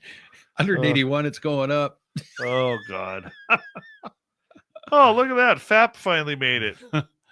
Yeah. That's exactly who we wanted to see right now. Yeah. Honestly, though, I hate those videos. Yeah, I do too. Right? You know what videos I do like, though? I will say this. I think the ones where the military graduates, where they graduate from basic training. Yeah. And then they got to stand pat until the family taps them out. Yeah. That's emotional, man. Oh yeah, for sure. That's emotional. Yeah, that's cool. I like those videos. Yeah, me too. And you know what other ones I like? I like it maybe because I'm a grandpa. All right, but I like the ones where they're showing the kind of setting up grandpa to learn that he's going to be a grandpa for the first time. Oh yeah, yeah, I yeah. like those ones too. Yeah. No, I like all the little kids too that are just like, where are you learning this language? Fucking damn it. Fucking damn it. It's like, what? How old are you? Or that one in the baby seat. Bullshit. Yeah. Bullshit. Oh yeah. Yeah. Or the ones where the woke mob is like going haywire right now. Love that. I love those videos. I do. Yeah, Karen's in Walmart. Those are good too. Yo, Dave is taking a bump. Am I? Oh. Brianne, how are you? Oh, with your vaporizer. yeah. You know how many people I've actually had say, are you It's Vicks, man. Yeah, I know, right? It's Vicks. Getting hipped up. Yeah, nothing to see here. Look who it is. It's Chris.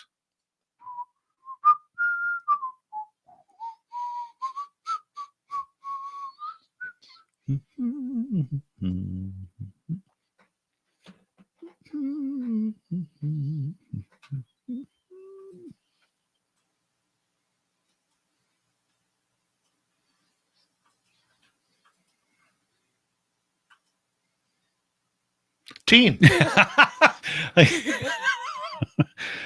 Oh, Oh, look at that. what's that? Davey, you and Tim need to get drunk on AOR. Thinking, I don't know what AOR is. you've got mail. Oh no, that's AOL.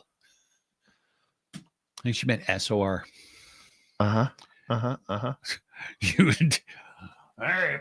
It's that the party started. Yeah, we have a nip of that. No, that one's actually that's from a television show. That's why they had to cover up the label. Yes. What? Oh, was it something that you guys were? That filming? was the offering to dude upstairs on the catwalk. Oh, okay. There you Yeah. go. Have yourself a nip. I can't reach that. No, that's not for me. That's for any spirit. That's why I keep it in here. Yeah, for sure. They want a drink, they can have a drink. Absolutely. It's probably why they like coming in here. Jack Daniels. I've got a couple beers in here. There's a few nights that I don't remember because of Jack Daniels. Oh, Never been a Jack guy. I liked it when I was younger, and then I started I used to drink it straight, obviously. Then it went into Jack and Cokes, and then it was just like, yeah, I got to stop drinking this. Let's cancel this one and redo this one. Bomber. Shot. Yeah. Shot. Let's see if that'll work now. All right, everybody. It is that time once again where we have to say good night and goodbye to all of you. At least for the time being. So don't take it too seriously. Like we definitely will be back on January 2nd. Yep. John Mylar will be our guest. Let us say thank you to Major Lee, Richard Minnick, Kitty Caddywhack, Deb from SAG, Major Lee, Major Lee, Major Lee, Major Lee. Major Lee. Major. Richard Minnick, Mama Catherine, Major Lee, Major Lee, Major Lee. Richard Minnick, CS, Cake in a Cup, Ozzy Ange, Cosmic Joe, Cake in a Cup, Cake in a Cup, Deborah Rooney, Sweet Tony D. Bum, bum, bum. Yep. And Cake in a Cup once again for the amazing super chats. Thank you for the love, guys. I'm actually going to change my pen going into... Are we running out of ink, sir? We are running out of ink for a while, but usually I drain a pen before I... Yeah. Yeah, this one's pissing me off, though. Answer Deb's question. What is Deb's question? I don't know. Somebody keeps. I don't know. What's Deb's question?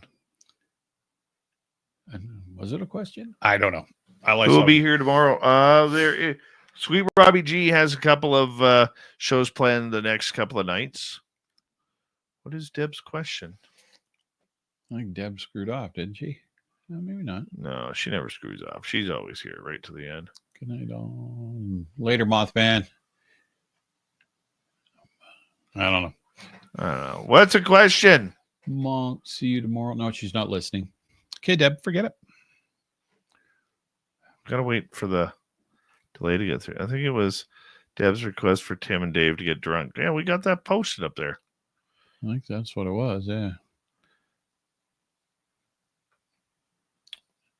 Maybe one time. You never know. Doesn't make for good radio, though. No. Good night, everybody.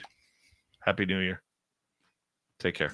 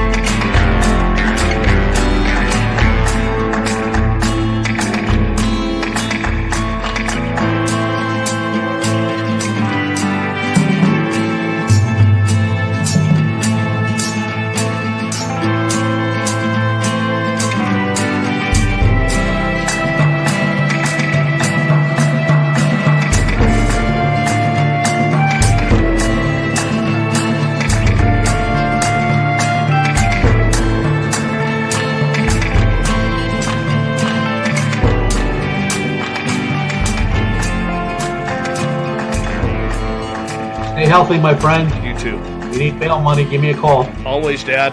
Take care. You too.